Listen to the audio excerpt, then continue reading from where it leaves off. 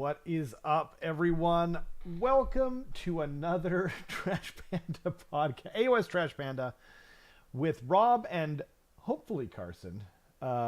He's just going to be a little bit late, having some trouble with his power and whatnot. Apparently, the AC keeps cutting out his power, and so it is causing his PC to just crash, hard crash, which is not good. Welcome, Keith. Thanks for joining us. I'm glad you can watch it. Yeah. I mean, look, we'll hopefully not have too many issues tonight, but I can't promise, I shot a battle report yesterday and it was so hot in there that we were turning the AC on in between takes, and it was still so hot that, like, for a couple of the turns we left it on purpose because we were frying. So it's just brutal right now. Hopefully you guys can hear me okay, though. How are you guys doing? I'm just gonna try and keep things going while we're waiting for Carson. We have a special guest tonight, LP.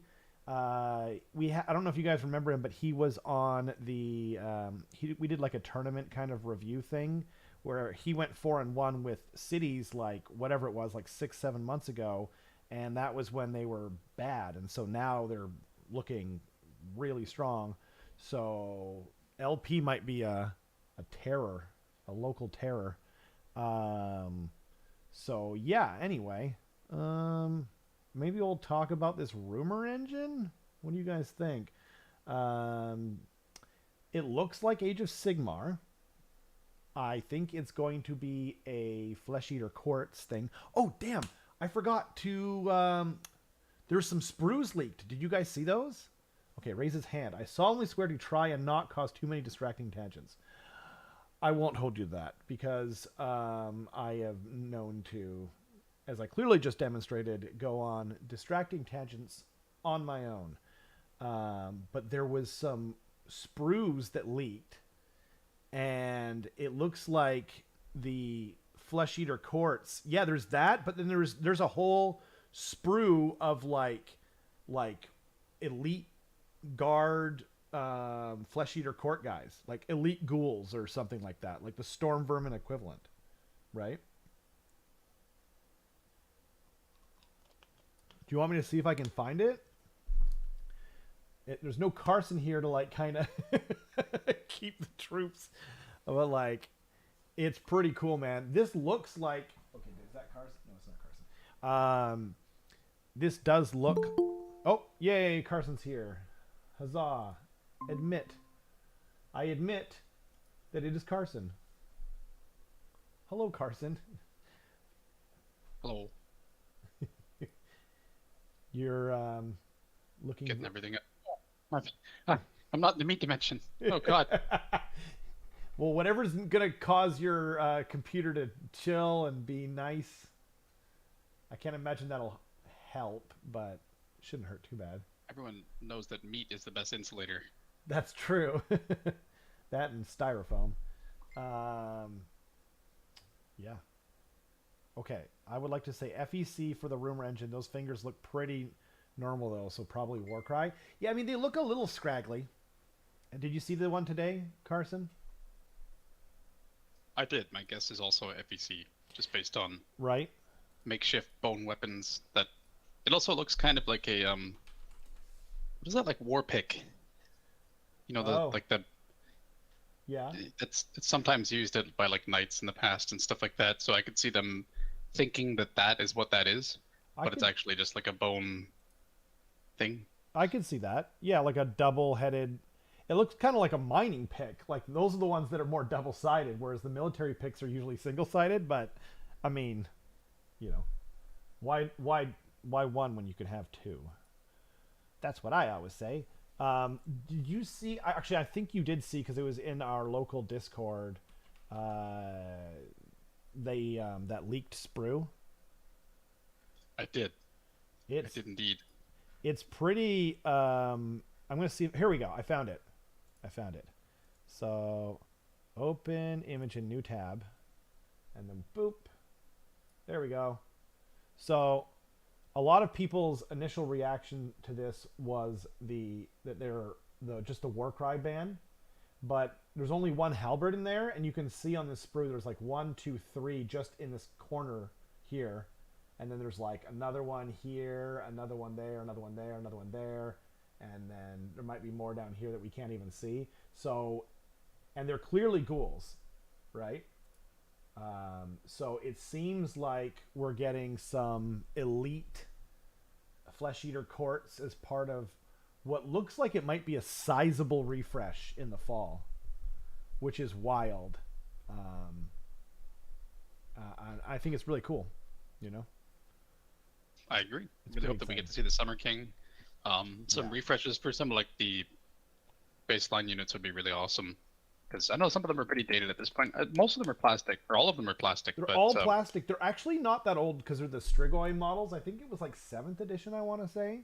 But like, I think they're just going to like, I think this is like, so like, if we call the ghouls the clan rat equivalent, I think these guys are going to be like the storm vermin, like elite guard or grave guard compared to regular skeletons, that kind of deal. So I think it's supplemental so far. But I could see some things. I mean, the Ghoul King on Terrageist is awesome. Like, that kit doesn't need anything. But I think maybe like the, what do you call them? The Crypt Flayers or whatever. Because that's actually one kit, hey? So like the big giant zombie guys, they were one kit. And then there's the VAR guys where you can build either one. And then if you they just took those two sprues and were like, well, if you build them this way, they didn't design it that way. There was like, if you build it this way, we can make a whole new unit out of them.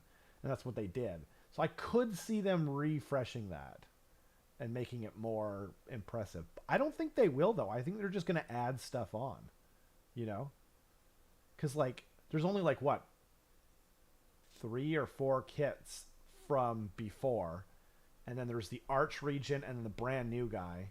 And then there's the Endless Spells and the Terrain piece and whatnot. But it is a pretty small range in general, so that's true. It could just be mostly supplemental, like you said, which I would also be happy with. But still, yeah, I'm excited. Looks cool.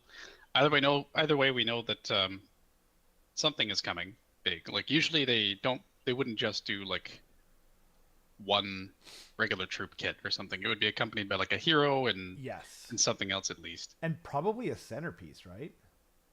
Possibly, yeah, of some kind. I can see that. You know, hopefully the Summer King, Carrion King, and then like hopefully like something kind of weird and different, you know?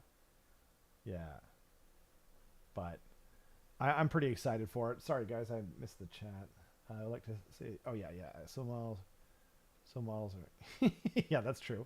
I'm hoping FEC gets kit updates and the new kits have tattered and faded heraldry and fancy clothing. That would be cool too. If you read Ghoul Slayer, I don't want to say too much, but it's so good if you like FEC even a little bit. Chew gnaw their bones, stupid ghoul things. Indeed, gnash gnaw on their funky old bones.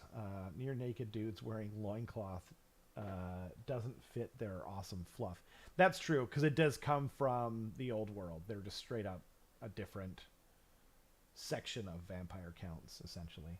But I don't disagree one iota. So this is a 40K thing. Have you seen these maps that they're making for 40K?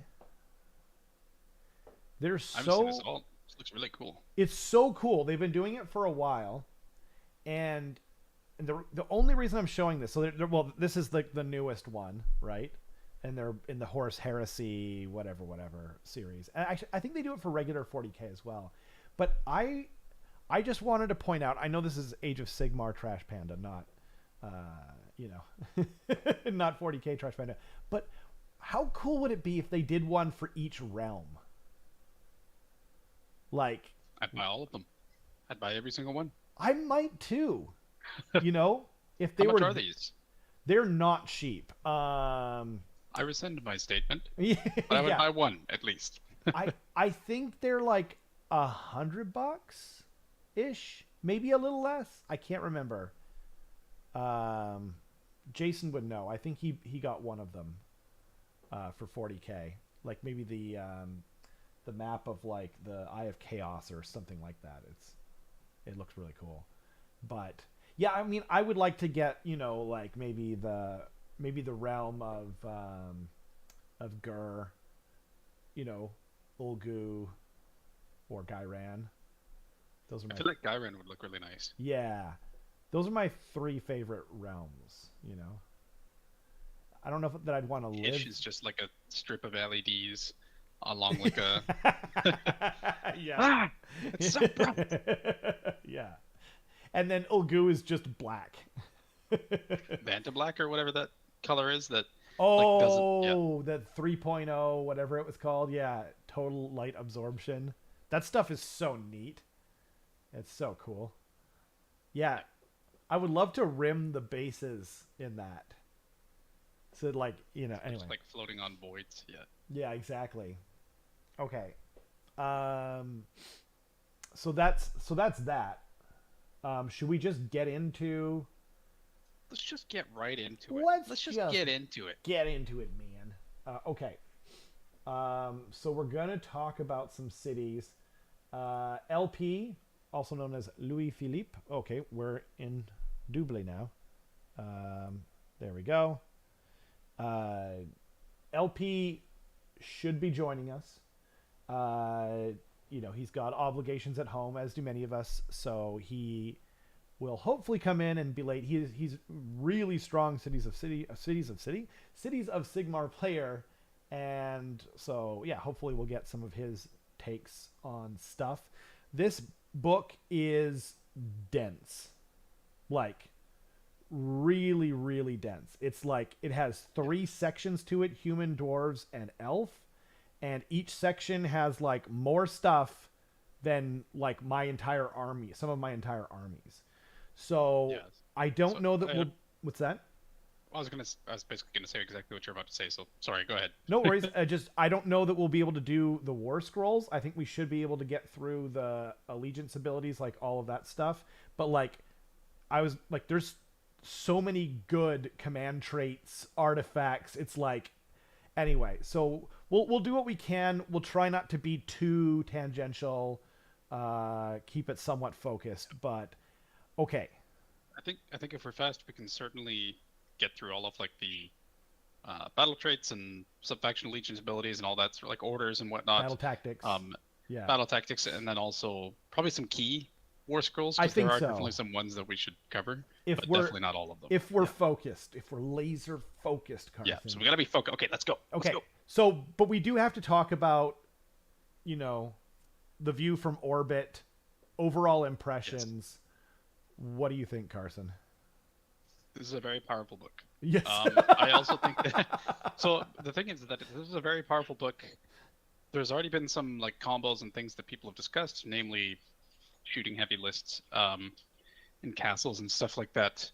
That like everybody's pointed out, but I have a feeling there's something in there that hasn't really been stumbled on yet, or like a combination that hasn't really been picked up. That's going to be even worse, possibly, just because there's so much stuff. It's so dense, like you said, that the combinations are just endless. It's kind of reminds me of like Skaven when they were good, because the book was thick enough where it's like they kept nerfing the good stuff, and then it's like, oh well, there's a little bit more here, there's a little bit more here. Is that kind of what you mean? Exactly. Yeah. Yeah. Exactly. What about you? What are your thoughts? I'm a little concerned about this book. I've never said this before, but like it's like, so how in 40K they've taken everything away because they just realize we can't balance it when there's too many stratagems, too many command traits and artifacts and all this other stuff. We can't balance things. So they just stripped all that stuff away in 40K for the sake of balance.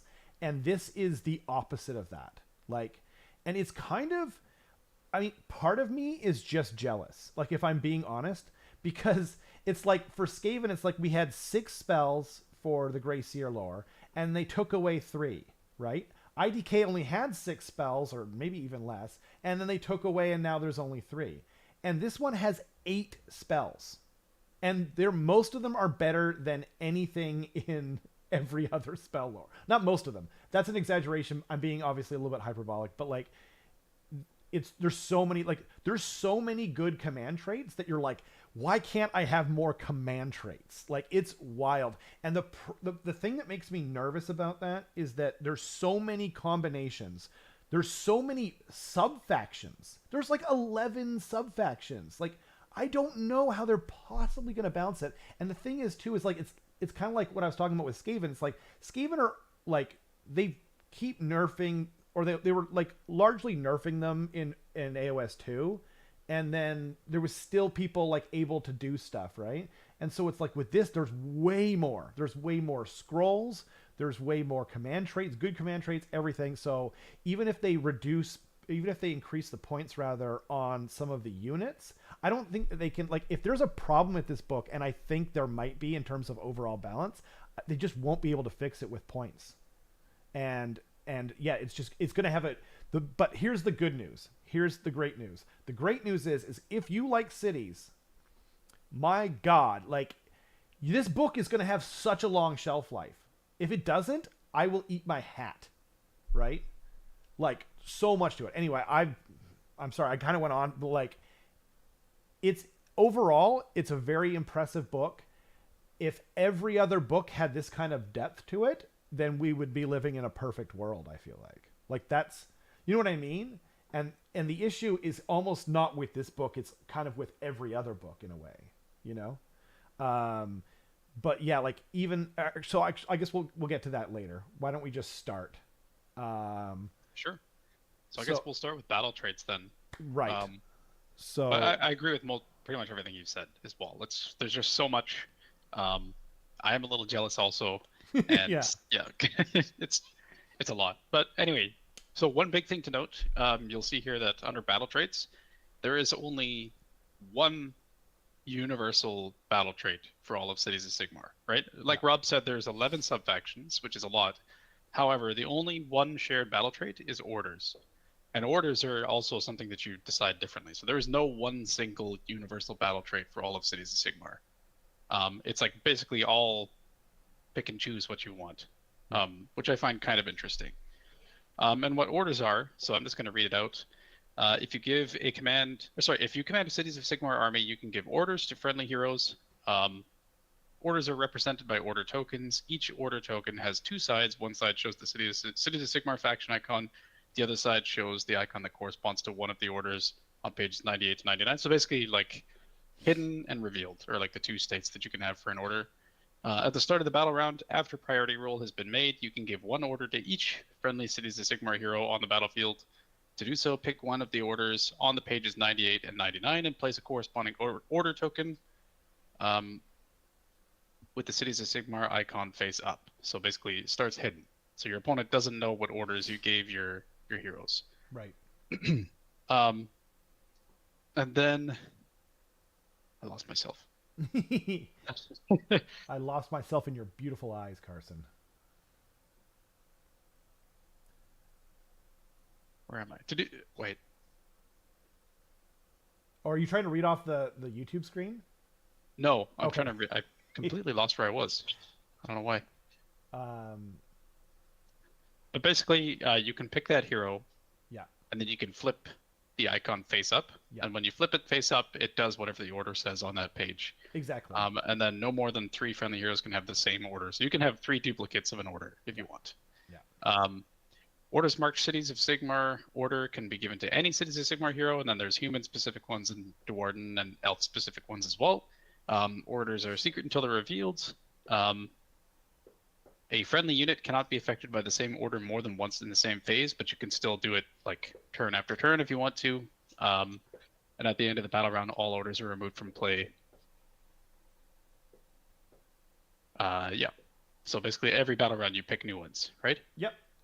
The important thing to note here is that it is after you know who's going first. And I'll try to remember to talk about it later where it's more pertinent. but the heroes all, excuse me, the orders all explain when they are activated, when you reveal them, when they're activated, and what was the other thing? I forgot I forgot the one other thing that was more important actually. Explain. Yeah, they're very good, and I appreciate the designer's note on there. Just clarifying. Yeah, they're not commands; they're something else. Yeah, essentially. exactly. So, do we go through all of the orders? I guess there's not too many of them. They're pretty important. Yeah. At least the main ones and the human ones, right? So do you want to start with the first main one, advance information? Sure. I'll read both of the main ones. How about that? Okay. We got to take turns, otherwise, you read that really long one, so I appreciate that. So this one's called Advance in Formation. Super strong. Reveal this order at the start of your movement phase. If you do so until the end of the phase, add 3 inches to the move characteristic. Sorry, I just remember what I was going to say. Sorry, guys. So one thing that I think is going to be really cool with orders is you can play with like taking the bottom of the turn and messing with people when they're not revealed, depending on what orders you give. And it'd be a cool way. It might be a cool way of tricking people into giving the one turn or the other, or making people nervous about doing things. So there's a lot of really deep play with these. Anyway, essentially, advance in formation is you reveal your movement phase until the end of the phase. Add 3 inches to the move characteristic of friendly cities of Sigmar. So it's everyone. Units that start a normal move within 3 inches of the hero. So you just have to have them there ahead of time. And then everyone adds 3 inches to their movement, which is absolutely insane. In addition, at the end of the phase, friendly Castellite units with fortified position ability can establish a fortified position even if they made a normal move, which is also incredible, as you'll see later on. This is amazing because even if you're slow moving characters, your slow moving 5-inch moving units become 8-inch move, which is the same speed as my Saurus Cavalry, for example, or Night Haunt, right? Which is fast. Ogres, exactly. Yeah, that's just incredible, right? So as LP may or may not say when he gets here. Anyway, did you want to say anything about that order? No, I mean, one thing to keep in mind for all of these orders is that they can be duplicated up to 3 times for each battle round. So and even though it's only 3 inches, yeah, 3 different heroes can do it within 3 inches. So it's effectively your whole army, basically, right? Yeah. If you want, because it's 3 heroes and then it's everyone within 3 inches. It's not wholly within; it's just within. So you can conga line, you can do whatever you want. Amazing. That's a great point, Carson. By the way, hi to everyone. Sorry, didn't want to interrupt too much. What up, Sean, Ladivicus, Robin, Curtis? Nice to have you guys here. The cannon is going to be amazing, and there is anyway. We'll get to that in a second. Okay, you can reveal this. So this is called counter charge. You can reveal this order at the end of the enemy charge phase. So it's at the end once they've made all their charges, right? If you do so, pick one friendly Cities of Sigmar unit that is more than 3 inches from all enemy units and is within 3 inches of the hero with this order. You can attempt a charge with that unit. This is singular, so that's good to keep in mind. In addition, if that unit makes a charge move in that phase, improve the run characteristic of the melee weapons by 1 until the end of the turn. So this is going to have a funny interaction with Monstrous Rampages, because Monstrous Rampages then will technically go first, I think, because it's the person's turn. And so I think that's how it'll work, right? So that's kind of an interesting thing, little interaction. Maybe that might get clarified, maybe not, maybe that'll get changed. Well, I think it's isn't the language usually that it's whoever's turn it is decides the order that things go in? I can't remember. The problem was I was playing so much 40k before, and now I can't remember which one's which. One of them is whoever's turn it is goes first, and then the other one is they choose.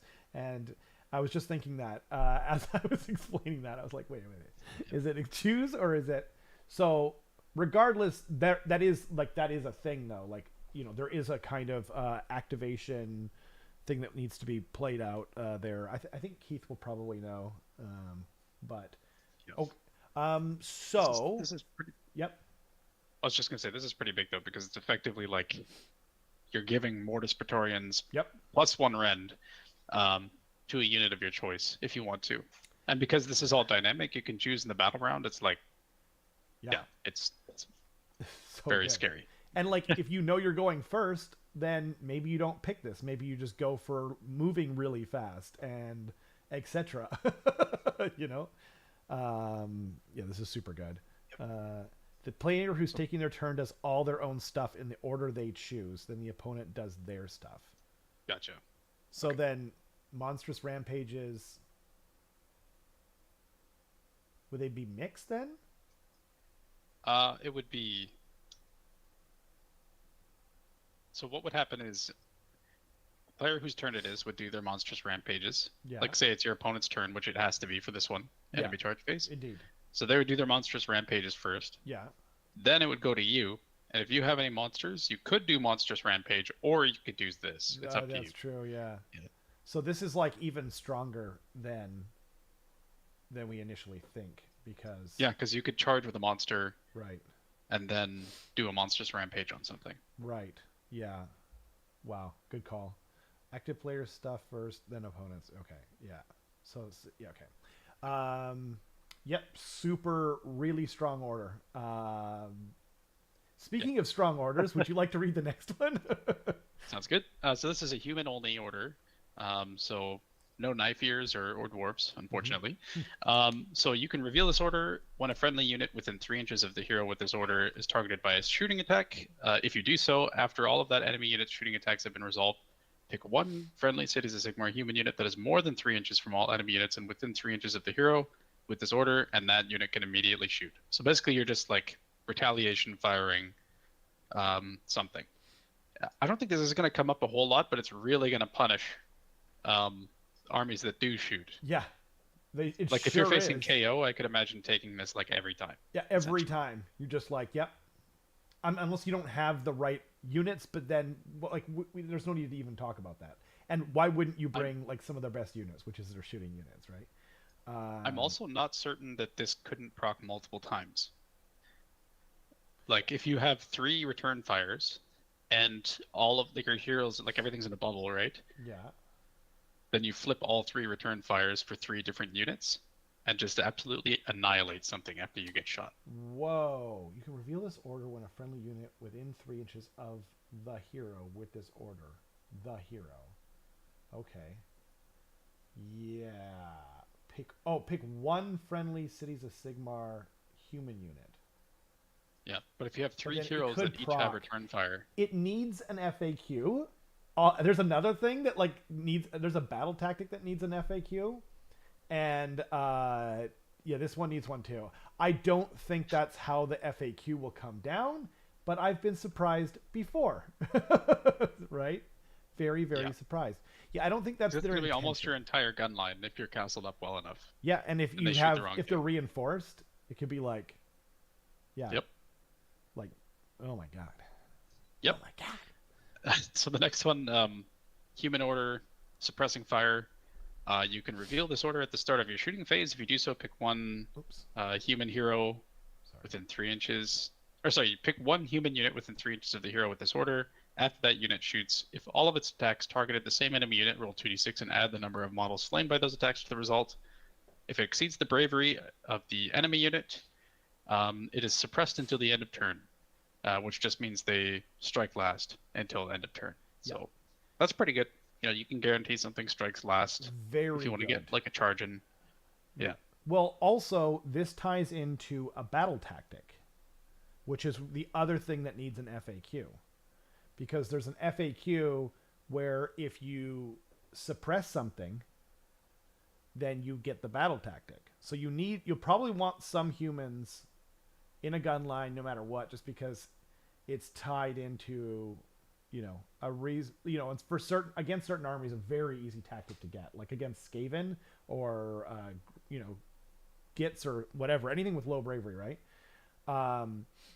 The thing that I think needs an FAQ. Now, I know how it works. I know how it's supposed to work, but it's going to need an FAQ because there are going to be people who are arguing like, like, did you ever see that FAQ that was like, if your opponent concedes, is it possible that for them to still win or something crazy, right? It was absolutely insane. It was like the most insane question I've ever seen asked for an FAQ. So I think the question that'll inevitably need to be answered for this one is, if you kill the unit, can you get this? Now the answer is obviously should be no, because you can't roll against a unit that doesn't exist anymore, right? They're dead. You can't suppress them under fire when they're all dead. There's nothing to suppress, right?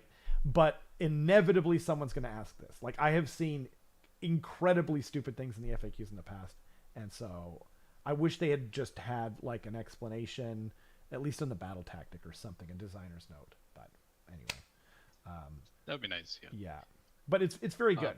It's very good. It is very good. Yeah. Striking last, especially because you can do it at such a far range. Like, as you'll see later on, some of the shooting profiles in this army are quite far, and then mixed with orders that allow you to shoot or walk further are, yeah, right. It's pretty good. So the last human order, engage the foe. You can reveal it at the start of the charge phase. When it's revealed, pick one Cities of Sigmar human unit that is more than 3 inches away from enemy units and has not yet fought in this battle and is within 3 inches of the hero with the order. If that unit makes a charge move in this phase, add 1 to the attack's characteristic of that unit's melee weapons until the end of the following combat phase. So that's also nuts. Like, because +1 attack is always extremely good. There are spells that like get that sort of thing. Like, I can think of in ogres, like I had Blood Feast, that I can give +1 attack to certain things. But this is just any human unit, and you can do it up to 3 times to different units, of course. But still, that's pretty great. It's the most rare form of like buff. And the most powerful because it's so, or it's rare because it's powerful rather. Like, I think adding attacks, then +- to wound, and then +- to hit is, you know what I mean? Yeah. Just because in order of rarity and whatnot. Yeah, exactly. Yeah. It's very strong. Like, these are all amazing. And it yeah, looks... the humans have... Sorry. Go ahead, sorry. No, please. I was going to say the humans have like good orders for any type. I guess there's nothing that like benefits spell casting, but for both shooting and melee and like control, they've got it all if they want to like issue out commands for that. It's very true. Okay, I guess we'll move on to some stunties. Here, you read out the stunties. I'm more of a knife ear. How about that? Sure. Cool. Sounds good. So the first Duarden order, form shield wall. You can reveal this order at the start of the enemy combat phase. If you do so, pick one friendly Cities of Sigmar Duarden unit that has 5 or more models and is within 3 inches of the hero with this order. That unit forms into a shield wall until the end of phase. While a unit is formed into a shield wall, the strike last effect applies to that unit, but it has a ward of 5+. So that's kind of neat. You just make them tougher. Yeah. I didn't actually look at many of the Duarden war scrolls, so I don't know how that. I didn't get a chance either. But yeah, giving a 5 up ward to something is great. Yeah. Like, that's very good. Well, especially if it's like a shooting unit. You're like, okay, well, they're not really into that whole melee thing anyway, so I'll just make them tougher and more able to more resilient to the melee damage that they're worried about. Yeah, I think this is going to see less usage though, just because, as we'll see later, Pontifex and Estra is going to be a thing. Right, that's true. That's a good point. I mean, and also I just think humans in general seem stronger in this book than the other things. Exactly. And then there's 3 elf orders after that. So after you. What's that? Oh, sure. Cool. Perfect. I mean, I guess I'll read this, dirty, stunty order if I have to. Grim. It's not stunty. There's 3. Oh, no, sorry. My bad. What? I looked to the right and assumed that's how it was going to happen. My bad. Okay, sorry. There's one more Duard and I can read it. I was fine with it. I thought there was like 3 alpha. I was just being silly. Anyway. Grim Last Stand. You can reveal this order at the start of your combat phase.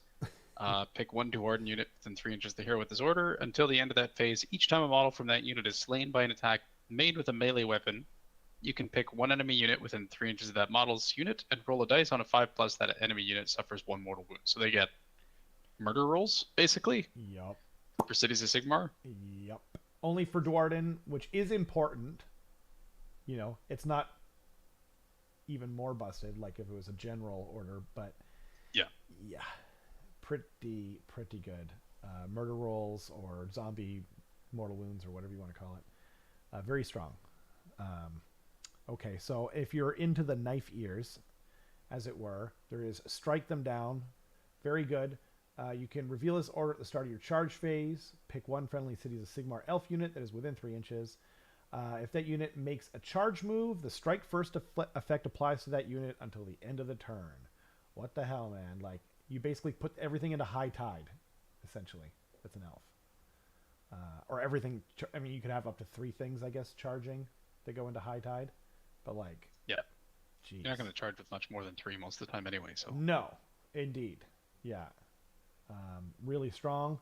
And then the other one is Swift Disengage. Reveal this order at the end of the combat phase. Pick an elf unit that is within 3 inches. That unit can immediately retreat. Like, okay, really, really good. Like, retreating is always good, and retreating out of, you know, comp turn and whatnot is extremely strong. You know, like if you know you want to set up, you know, some kind of like future battle tactic. Like right now, Led into the Maelstrom comes to mind, but it could be anything, frankly, you know? Yeah. Yeah, one important point that Keith said that is that all of these do have to apply with the appropriate hero within 3 inches. So positioning is extremely important in a Cities of Sigmar army. Very. And but I think that the army of choice is going to be a castle anyway, so they're going to get it. They'll be able to dictate, you know, where their heroes are much better, I think. Well, also, it's like, I don't know, like a lot of it's like, okay, we'll do this in the movement phase, and it's like every unit within the range of that hero, well, then they can also do it to themselves. And, you know, like back in AOS 1 and stuff like that, you could just conga line stuff back. So, like, even if they move up together, which they'll be able to do, as an example, of course, then the other unit charges in. I can just, you know, like, I used to do the same thing with my Gene Stealers and my Broodlord back in 40k 8th edition, and I would just have them, you know, make a little conga line back and just make sure I ended within 6 inches of the Broodlord, and then they get buffed to the 9s. It's the same thing. Yeah. Pretty strong. Yep. They are still a thing, but like they've largely got rid of them though. In like most buffs for your army are wholly within, and these are just within. So you can still do the thing, and yeah. Although then again, I guess it is, you know, just coherency alone could make this a little bit more of a problem. But like what? I don't know. Anyway, we'll see. But it seems pretty easy to do. But 3 inches is not huge. And, you know, you will have to keep in mind. That's a great point, for sure. Cool. Okay. Enhancements. Who Dowgie. You read a bunch in a row. Why don't I take the start here? Sure. So this one's really good. Get used to me saying that. This general. So this is for humans only, first of all. But again, I think that's the strongest part of this book. This general becomes a priest. Very good and very rare, right? So you don't take this probably in the Cities of Sigmar faction that they all become priests, right? But this general becomes a priest if they are not already a priest. In addition, they know the Hammer of Sigmar prayer below in addition to any other prayers that they know. Hammer of Sigmar is a prayer that has an answer value of 4 and range of 12. If answered until the start of your next hero phase, so until the start of your next hero phase, add 1 to wound rolls for attacks made with melee weapons by friendly Cities of Sigmar human units while they are within range of the chanter. So it's just like +1 in a bubble of 12. It is a 4, you know, but that's not that big a deal, frankly. Still very good. Yeah, it's still really good. I would love this. I would love this too. Because it's you get to be a priest. Yeah. which is nice. Then you can all of a sudden interact with like what are they? Endless Endless enchantments, enchantments or whatever. Like yeah, endless you're prayers, one of most people call them. yeah, Yeah, and there's some armies that kind of rely on nobody being able to get rid of those. Like I know the Hexgorger skulls from Khorne is one of them where it's like really bad for priest or really bad for yep. what's it called? Uh wizards, but you know, And super easy to get rid of. Doc has an amazing prayer Yeah. that you And really then want to do. Invocations. Fire Slayers, invocations, that's right. Fire Slayers not getting rid of their invocation. Yeah. Which they kind of rely on a lot, it seems. Yeah, it's always good to have a priest. Yeah, this is really strong actually. And the interesting thing here too that may get FAQ'd is, let's say you take the sub faction that makes everyone a priest that isn't a wizard. Couldn't you put this on a wizard and make them a priest in addition, and then they get access to this prayer? I'd have to read the wording of that sub faction that you're talking about. So let's revisit that when we get there. Cool. Okay, I'll read the next one too. Free guild only. Wounds made for attacks that target this general only wound on a 4+. What the hell? That's so freaking awesome. Like, that's pretty big. Yeah. Unmodified too. So even if you're facing someone else. The thing is, both of these are amazing so far, and I would kill for anything like them in my army. But I'm just waiting for the next one that's like just blows both of them out of the water, in my opinion. Yeah, I agree. I agree. Which good segue, I guess. Master of Ballistics. If this general issues the all-out attack command to a friendly cast light unit in the shooting phase, add 1 to wound rolls for attacks made with missile weapons by that unit in that phase. This is in addition to the normal effect of all-out attack. So basically, you're giving them +1 to hit and +1 to wound in shooting, which is extremely good. However, later on, we'll talk about a sub-faction where it allows you to issue all-out attack 3 times in the same shooting phase. So all of a sudden, your entire gun line is +1 to hit and +1 to wound. So it's like, you're going to take that. Yep. Like, there's no... That is the, like, no-brain... You know what I mean? Yeah. Like, I think they might have to do something about it. It's like +1 to hit and wound for basically your whole army, like all your shooting. Yeah. I think it would be better if they said it only applied like the first time you used the command. Exactly. I just mean just anything.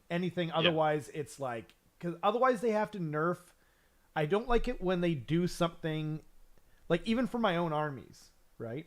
Like if something has such a strong effect that, and then they nerf the points into oblivion, and then oftentimes they'll end up changing it anyway, and then it just everything's garbage. You can't even use it anymore. And I really don't like to see that. Even if, like, the meta will sort itself out. Eventually things will be okay. And I know it's not good news for people who are playing in the now and they really need those, you know, buffs or nerfs at the time. But like ultimately that it will get itself sorted out. But like it happened with FEC where, you know, like people were so scared of them and then they just nerfed them and then they were garbage for so long. You know, it was only the true FEC fans. Yeah, I think this is just kind of the no-brain thing, unless you're really into, you know, Duardin or elves or whatever like that, and then that's kind of a different story. But yeah. Completely agree. And then the last one, Fiery Temper, you can reroll charge rolls for this general. In addition, if this general made a charge move in the same turn, you can reroll charge rolls for friendly Cities of Sigmar human units while they're wholly within 18 inches of this general. Again, like literally every single one of these command traits, I'm like, I would kill to have this in my book, right? Well, and then there's also like an artifact, I think, that gives you like 3d6 roll within 18 inches. So you're just like, okay. Like, I'm Kragnos now. Yeah, exactly. Yeah, I am Kragnos Dominos. They're all amazing. I think you're right, though. Master of Ballistics, that's the obvious choice here. Unless, you know, again. Okay. Here, are you willing to make the same deal? You read the Duardins? Sure. Cool. Yeah, that works. So for Duarden, of Mighty Lineage, at the start of the combat phase, you can say this general will issue a challenge. If you do so, pick one enemy hero within 3 inches of this general. Until this Until the end of that phase, the strike first effect applies to this general, but all of the attacks they make in that phase must target the enemy hero. So what's nice is that this is every combat phase Yep. instead of just once per battle. So I That's think true. that brings this up to like actually pretty decent. Yep. Whereas I've I seen a don't. lot of stuff like this be once per battle in the past. So That's true. The only problem I see with this one is that there's no, as far as I can remember, there's no like monster dwarf heroes. They're all just little foot guys, and I don't remember any of their attack profiles being all that whatever. So I think I know what I would pick, and it's not that one. right. Well, the next one, Insurmountable Resilience. At the end of each combat phase, roll a dice for each wound currently allocated to this general. On a 3+, that wound is healed. That's quite good. You're healing 2/3 of your wounds at the end of every combat phase, which is kind of insane. It's very good. And what Each Keith, combat phase. exactly every combat phase, it's so you have to kill them, or you're risking them coming back fully back to life. It's not that unusual. Keith said, "Yeah, what is the nastiest Dwarven hero? 5 attacks, -1 rend, 2 damage." Yeah, it's like the standard Saurus, hero profile. It's just not that scary. Yeah, and I like this, but again, it's probably like on like what, a 6 wound hero at the most. It's not that hard to put those wounds through. It's possible that they're rocking like a really good save though, like, best day ever, whatever. And if they're your general and they're doing other things, well, they are your general, obviously, if they're in this section, but like, I think I know what I would pick if I have a Duarden general, and it is not that one either. Like, Fair enough. yeah. Then the one you would pick, Master of Ancient Lore. This general becomes a priest. If this general is already a priest, they know 1 additional prayer from the Rune Lore Prayer Scripture, page 105. Which is all stuff activating on 3s. It's pretty good, I think. Gotcha. Yeah. Well, we'll see when we get there. We will. On to the knife ears. On to the Knifiers. Unparalleled Duelist. For each hit for an attack made with a melee weapon that targets this general that does not score a hit, does not say unmodified or anything, just doesn't score a hit, the attacking unit suffers 1 mortal wound after all of its attacks have been resolved. So, like, storm vermin like kill themselves basically, or like whatever clan rats would just literally die. Like half the unit dies because it's not like it has to go through. Oh no, actually that might not be true. That might not be true because technically they're supposed to be done one at a time, right? No? Sorry, what do you mean? Well, like if you're like, let's say you have 60 clan rats, right? Yeah. And let's say they're gonna kill the hero. My thought was that, well, you're rolling all 60 dice, so you're taking like 30 wounds. But I think they're technically supposed to be done one at a time. Yeah, I think you're right, actually, in this sense. But so he wouldn't do a ton of mortal wounds back. But if he survives, then he would do all of them back. He would do all of them back. So it's like, how do you even roll this without it just taking an insane amount of time? Yeah, this is going to be tough. It's going to be tough. Yeah, and you'll have to keep track of it as you go. Dan, thank you so much. If my loon boss puts on a more fancy hat, can he pretend to be a city's general? Seems fair. LOL. I am going to say absolutely. What about you, Carson? Yep. Yeah. You just said, now I'm going to rules lawyer you here, Dan. You just said pretend. You didn't say like he gets any rules or anything like that. So he can pretend whatever he wants. He can pretend to be the Queen of England or the Statue of Liberty. Like it's there's no rules to that kind of thing. Just ask my son. Yeah. Yeah. That's true. Blanket Man is OP as far as I'm concerned. Thanks again, Dan. Very generous as always. I know you're not into the knife ears, but we're gonna keep going with that. Did I miss anything in the chat here?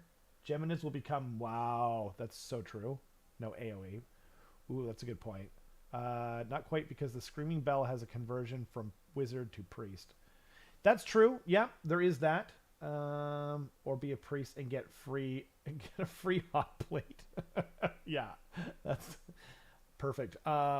So wizard only. Add 1 to casting and unbinding rolls for this general. Um, seems good. You know, Yep. I don't remember the elf lore off the top of my head. I think I remember it being good, but we'll have to visit when we get there. Try to remember that. +1 to cast and unbind's always good though, especially in this current meta. You know what I mean? Because that interacts with your primordial dice as well. Anyway, Draconic Blood Pact. This is obviously for a specific hero. Actually, I wanted to say before I forget, Unparalleled Duelist. You put this on something with a lot of wounds, like the guy on the Black Dragon, right? The Dark Elf guy on the on the Black Dragon. Then it becomes like that much more of a pool to do that against. You know. Yeah, it's kind of crazy because you just suffer 1 mortal wound. It's not even a dice roll or anything. Yeah, exactly. So. It's wild. Okay, hero mounted on Black Dragon only. At the start of the combat phase, you can say that this general will draw power from their Draconic Blood Pact. If you do so, this general suffers 1 mortal wound that cannot be negated. However, until the end of that phase, add 1 to the attacks characteristic of the weapons this general's mount is armed with. Okay. If I have an elf general, I think I'm always picking Unparalleled Duelist, though. Unless I really need the magic to go off, but I don't think that's the case. But it's better, obviously, it's way better on a monster. On a monster. Artifacts. Artifacts. You want to half and half this one? Sounds good. Cool. Brazier of the Holy Flame. Roll a dice each time a model would flee from a Cities of Sigmar human unit that is wholly within 12 inches of the bearer. On a 4+, that model does not flee. No, okay. This one can actually screw you over, in my opinion, because as you roll for each individual model, you can accidentally put yourself out of coherency because you don't control which one gets the 4 up, right? Wait. Because technically you're supposed to roll these 1 at a time. Oh, Says roll a dice each. Yeah, so this is terrible in my opinion. I think it needs an FAQ. I think it does. I mean, I think there are a lot of other things like Death Frenzy that also need an FAQ because of how they semi don't function at times. But like this one, what's funny about this is Skaven used to have, I think it was on the Grey Seer on foot. He could do this same thing, but it was in a 36-inch bubble in AOS 1, but coherency wasn't really a thing back then, so... Wait, but you know what? Actually, I think we're okay here for that. Because when you're doing Battle Shock, you're not nominating... Are you nominating a model to flee? I believe so. Maybe you are. Maybe that's something for another day, but... it needs an FAQ. I don't think that they intended for it to function like that, to just like literally possibly chop your units in half, right? Yeah. I mean, granted, it still kind of works. It just doesn't work as intended, right? Yes, yeah. Because you'll still be saving more models than you normally would, but it's not every model on a 4-up. You could still accidentally mess it up and hurt some of your unit, right? Yeah, exactly. So, although I guess you could purposefully only pick from ones that would. Yeah, you might be able even to then, all of a sudden it's just adding accounting into your it's not it's not great. I agree. But the next one is great. Yes. Maestro of Viveti's Magnificent Macroscope. That's a mouthful. Yeah. Add 3 inches to the range characteristic of missile weapons used by friendly Cities of Sigmar human units while they're wholly within 12 inches of the bearer. So just all of your ranged weapons are +3 inches, which is chef's kiss. Very good for a shooting army. That order that allows you to move and still remain fortified. All of a sudden, your threat ranges are extending into the high 30s sometimes. Right. Which is nuts. Oh. Nuts, I tell you. Shemtek's Grimoire. Wizard only once per battle at the start of the enemy hero phase. You can say that the bearer will conjure a storm. If you do so, roll a d3. Until the end of that phase, subtract the amount of that roll from casting rolls made for enemy wizards. That's quite... Oh, it's once per battle. It is. I'm just going to add LP. It looks like he's decided to join us. I hope it's him.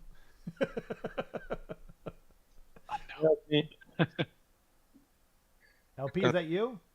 Background, then I'm here. Okay, yeah. Welcome, LP. Some of you might remember him from the previous one. We're on to Artifacts of Power, LP. Mm-hmm. Carson has read through. Did you just read Shemtek's Grimoire? Yep. Okay. Yeah, I just heard that. Yeah. So, Carson, did you finish? I'm sorry. I didn't want to. Yeah, that was pretty much it. Just I was gonna say it's pretty decent, but I feel like the Maestro of Vivedes is still probably what you want to take instead. Granted, you can take multiple of these, so. That's true. Yeah. You could have more than one artifact for sure. Yep. Did you want to? Sure. Continue Maybe on to the next so. Maybe I'll read through, and then you can give us your take, LP. Yeah. Cool. Okay. So I'm on the wrong browser. I'm just gonna disconnect and reconnect with Chrome, no problem. so I can put a background. All but good, yeah, buddy. I'm listening. All good. Cool. So Sigmarite Warhammer, pick one of the bearer's melee weapons, improve the rend characteristic of that weapon by 1, and add 1 to the damage characteristic of that weapon. Okay, here's where I get a little bitter. Okay.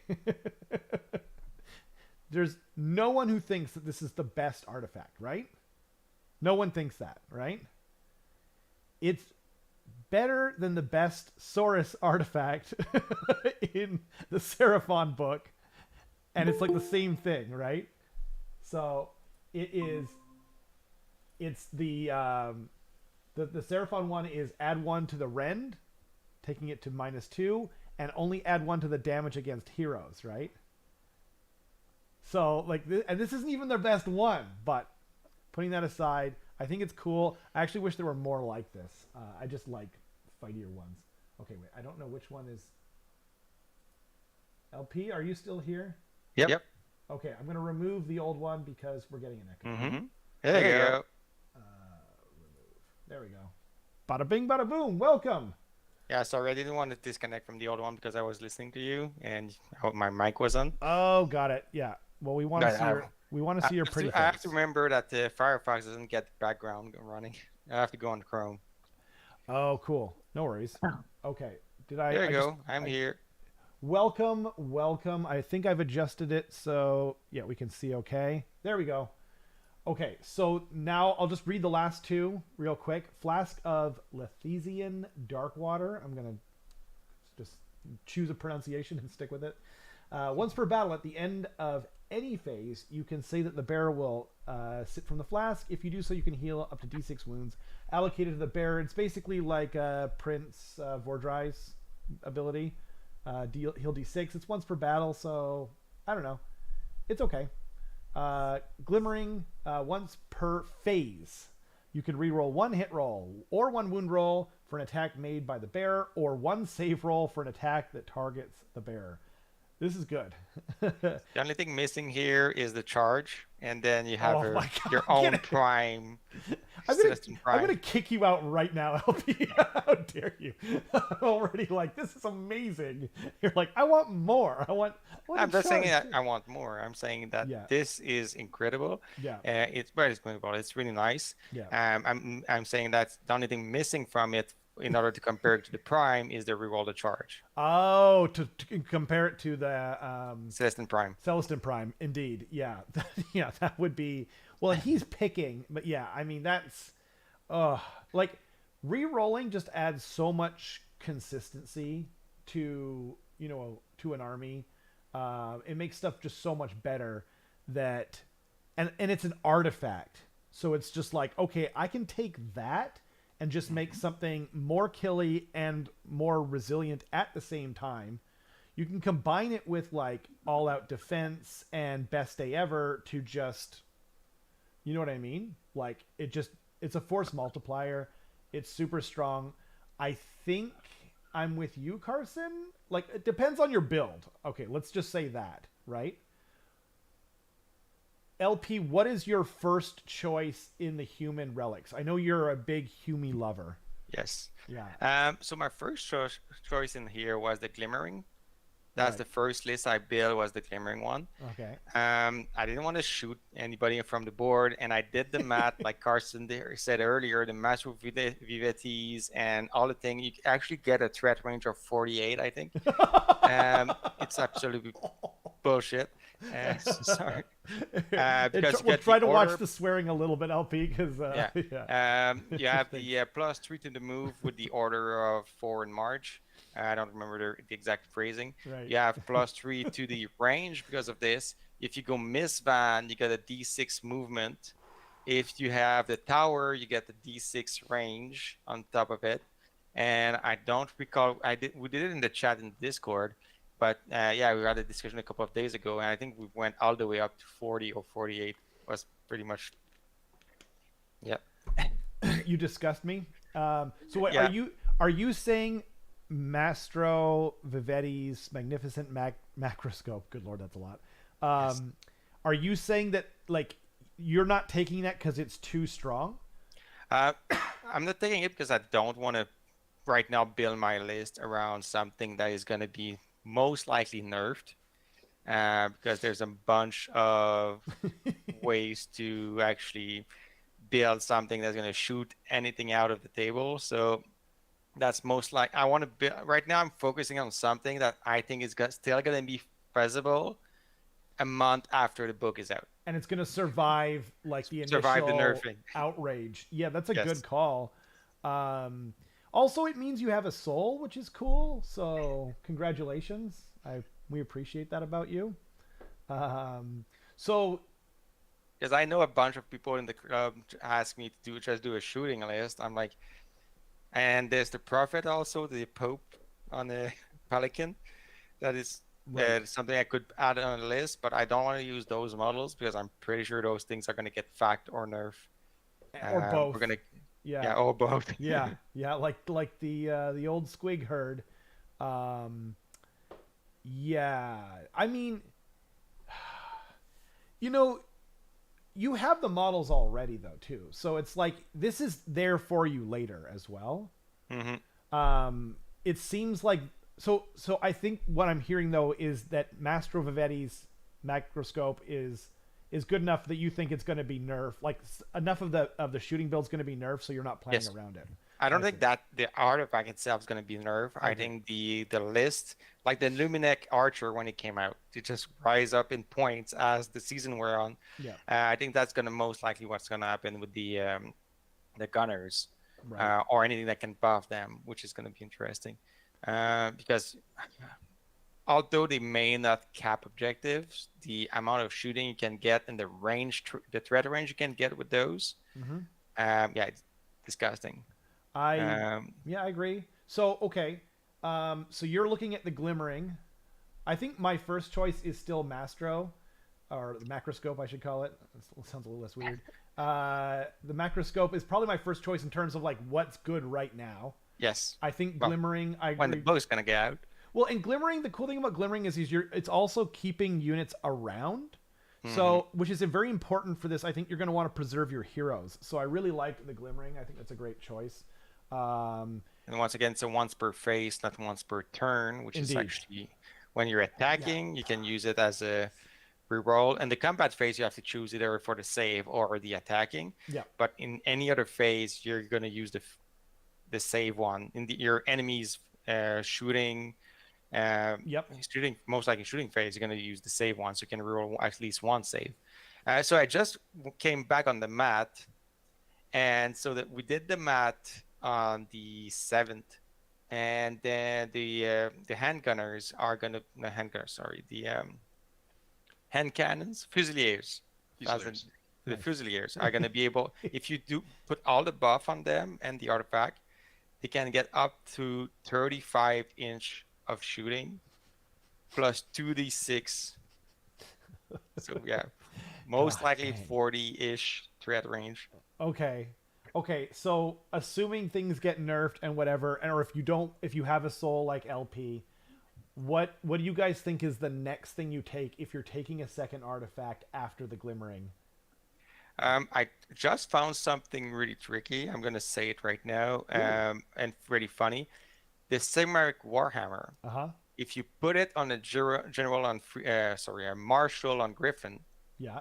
with a lance, it's supposed to be a Warhammer, but it's an artifact. So you put it on a lance, Yeah. you actually get 4 attacks at -3 range, 4 damage each. That's pretty good. That's Yep. pretty good, man. Sheesh. Okay. I like that. I Can get all the way down theirs, and actually, and if you use the order counter attack, you can Yeah. get to -4 rand, 4 damage each. Right. If you use engage the foe, you get -3 rand, 5 damage each. No, Wow. +1 attack. Sorry, +1 attack. It's not +1 damage. My bad. Okay. Dang. That's really really good as well. Yeah, I those like that. people are gonna test stuff, and I really fun. Like I missed the first part. I really see like Astra Militarum coming down to AOS with the order bits. Yeah. The fun thing about the order bits, the different thing about the orders in that book is you have to do it at the beginning of the round. Yeah. After you know who's going first and second, We pointed that but out. yeah, you have to. And I've played a couple of games now. You actually have to remember what you give to everybody, or you're just flipping your cards as phase are going through. Right. Instead of the Astrometer, where you just give it in your turn, and so you can plan ahead your own turn. That's true. Now you have to actually keep in mind what's going to happen in your enemy phase. That's true. Which I is think the interesting. book and or the box is going to come with like tokens, which will be Yes. nice. You have to. You have to. And I was saying to Carson, you can, because it's after you know who's going first, so you can, and they don't know, your opponent doesn't know what orders you're giving, so you could do some funny stuff where you could be like, you could put like an order on, like let's say you're playing against KO, right? And they're like, oh man, I can't shoot him because he definitely has the order on to return fire. He's going to blast me off the board. And then you didn't even do that. You gave them plus movement to go over and take an objective and steal it and win the game. Like there's some really fun shenanigans you can do in this book, and I think it's going to be pretty fun. And There's going to be a part of a poker battle that's going to happen. Exactly. Because whatever the chip you're going to put down, like I even thought about the counter charge. Yep. Chip order. Once again, just putting a chip on an order on one of your heroes, Yep. your enemy, your opponent is actually gonna have to think, what could that order be? I don't know how the length of the game is gonna get, because people are gonna have to think more, Yeah. or just people are just gonna wiggle it and just say, let's charge in. Exactly. The other thing you probably talk about is, and this thing I missed first in the first 2 games I played, is orders can be given up to 3 times. Yeah. The same order. Yeah. So you can actually put the same counter charge on 3 units, which is pretty interesting. And Carson brought up a really good point earlier. I don't want to, rehash too much because there's a lot to go through, and I have I have to be out of here by absolute latest is 10. The thing that you brought up, Carson, was he was wondering about the counter shooting one. If you shoot 1 unit, can you activate 3 of them and shoot 3 units into the unit that only shot once? Like No, you can only activate 1 other unit. You can actually get 1 unit to get shoot at, Yeah. but you can activate another unit. But you don't get to activate. If you have 3 heroes that orders. all have Yeah. the same order, That's what he's and they saying. are all next to the unit that gets shot, they could Yes. select 3 different other units to shoot back, right? Yes, and that's why I'm telling shooting lists are Yeah. probably gonna get nerfed. Yeah. But Yeah. in order to have this, you need 1 unit to get shot at, Yeah. 3 heroes, and 3 unit all bunch up 3-inch away. That's true, but you're definitely bringing like maybe 6 heroes every time. I mean, I guess we're getting a little off into the weeds. I like all of these. I think these are great artifacts. I'm super jealous that the Sigmarite Warhammer is like way better than my Seraphon one, but whatever. That's the newer book. I got my thing earlier, so therefore I deserve what I get. I've been playing for years with no ran in my I was singing your praises beforehand. You went 4-1 in a tournament, and when they were super bad. So, hey, what do you know? Figure stuff out. Exactly. Okay, so Carson, would you be so kind as to read the stunties, the dirty stunty? Making me read the dwarf ones all the time, man. Okay. Book of Grudges. At the start of your hero phase, if the bearer is more than 3 inches from all enemy units, you can say they will read from the Book of Grudges. If they do, or if you do so, pick one enemy unit that is visible to the bearer and roll a dice. On a 4+, a grudge is found. Add 1 to hit rolls for attacks made by friendly cities of Sigmar Dwarven units that target that enemy unit until the grudge is found. Next grudge is found. That one's all right, I think. There's some play there. The next one is. Is it melee or is it shooting as well? Hit rolls for attacks made by friendly. Oh yeah, just attacks. So shooting. That could but be. It's just do Ardent. Yeah, that's true. That's true. Okay, sorry. Yeah. Just want to clarify. Yeah, but the next one is Pile Driver Gauntlets. At the start of the combat phase, if this unit is within 3 inches of any enemy units, you can say it will strike the ground.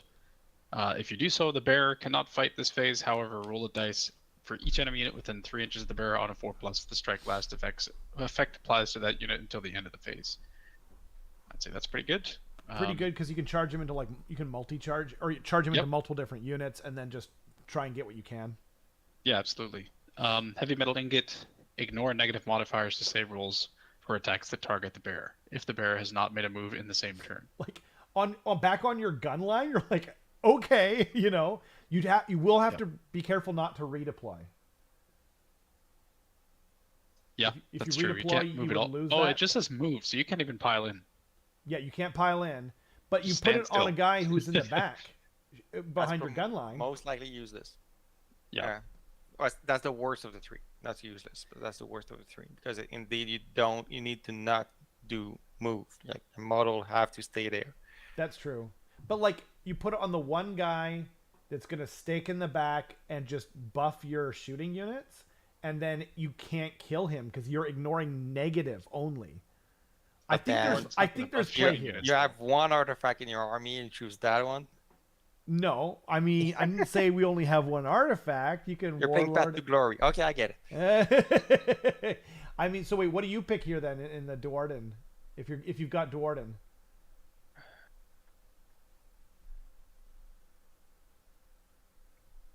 I don't play Duardens. Yes, exactly. Your point is voided, sir.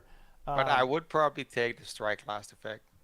I don't like a 50% chance of actually doing something, but I would probably take the strike last effect. I think it depends on if you're playing gunline or if you're playing. Even if you're playing gunline, if you charge at you can actually smash the ground and have them strike last and have your gunline hit first.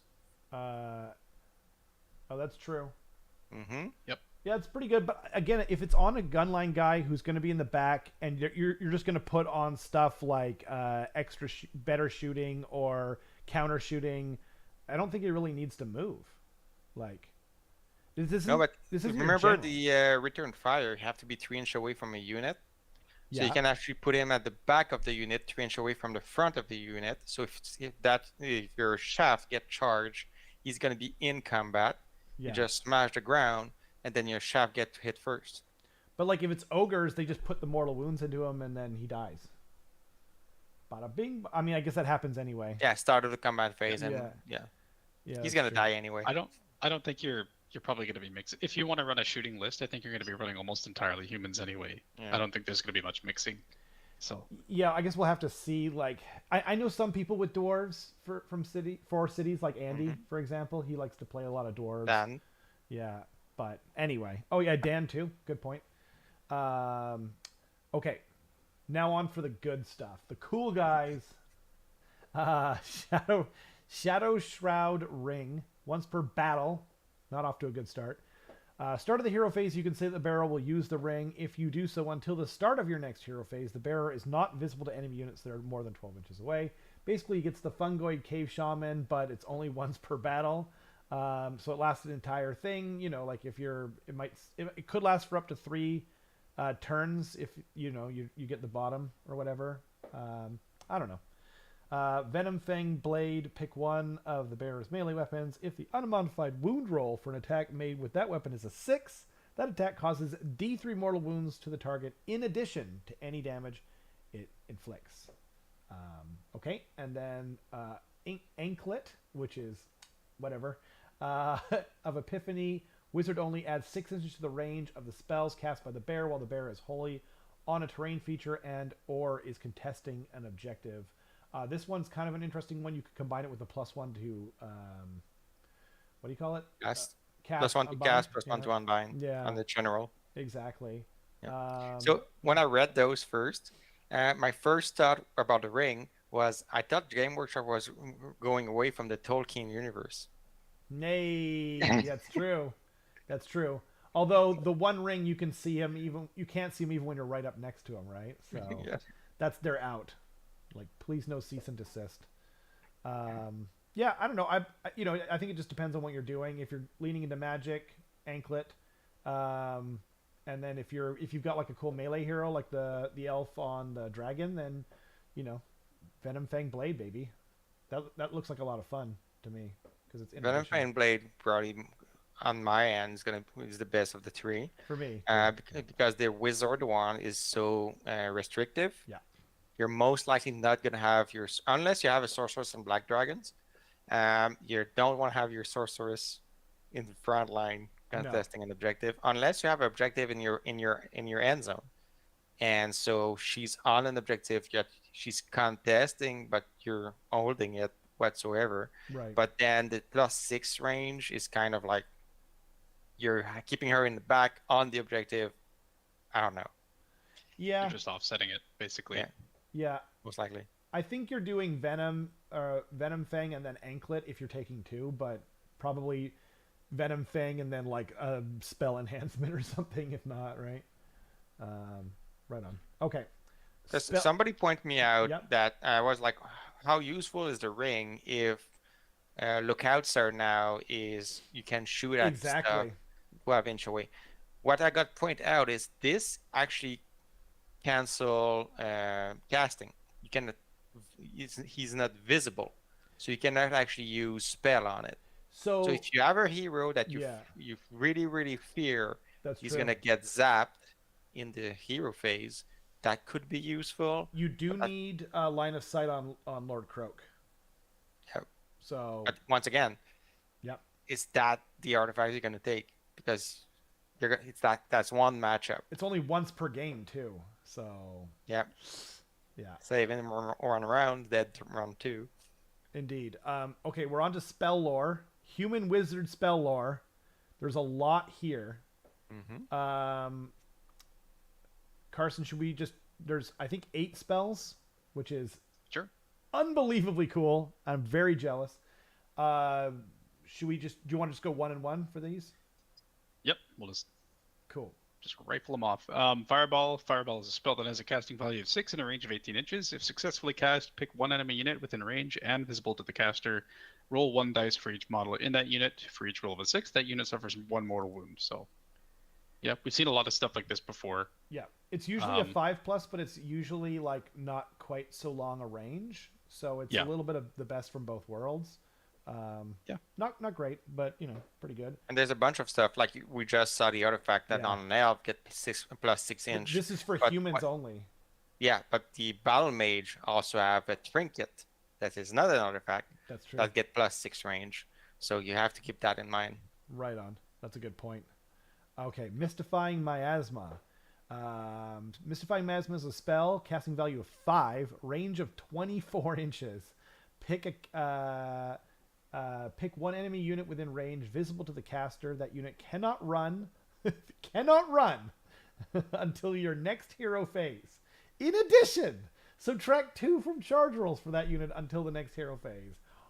Oh my god, that's amazing. That's so good. Like Age of Sigmar, it's very raging. Oh, it's super far, and Age of Sigmar, like most war games, is a game of movement. I think it's really good, and it's insanely good against some armies like IDK or goblins or any army that wants to run and charge, or is good at it. Yeah, really strong. Yep. Next up is the Pal of Doom. It's your Doom Pal. No, Pal of Doom is a spell that has a casting value of 7 and a range of 18 inches. If successfully cast, pick one enemy unit within range and visible to the caster. That enemy unit cannot issue or receive commands until the start of your next hero phase. It's a typo, I think. Receive commands. Oh yeah, yeah. They doubled up on the word. Commands. So yeah, that's very good. It's like 18-inch Geminids, I guess not quite, but still very good to be able to shut off commands for something. This is like anti-OBR essentially.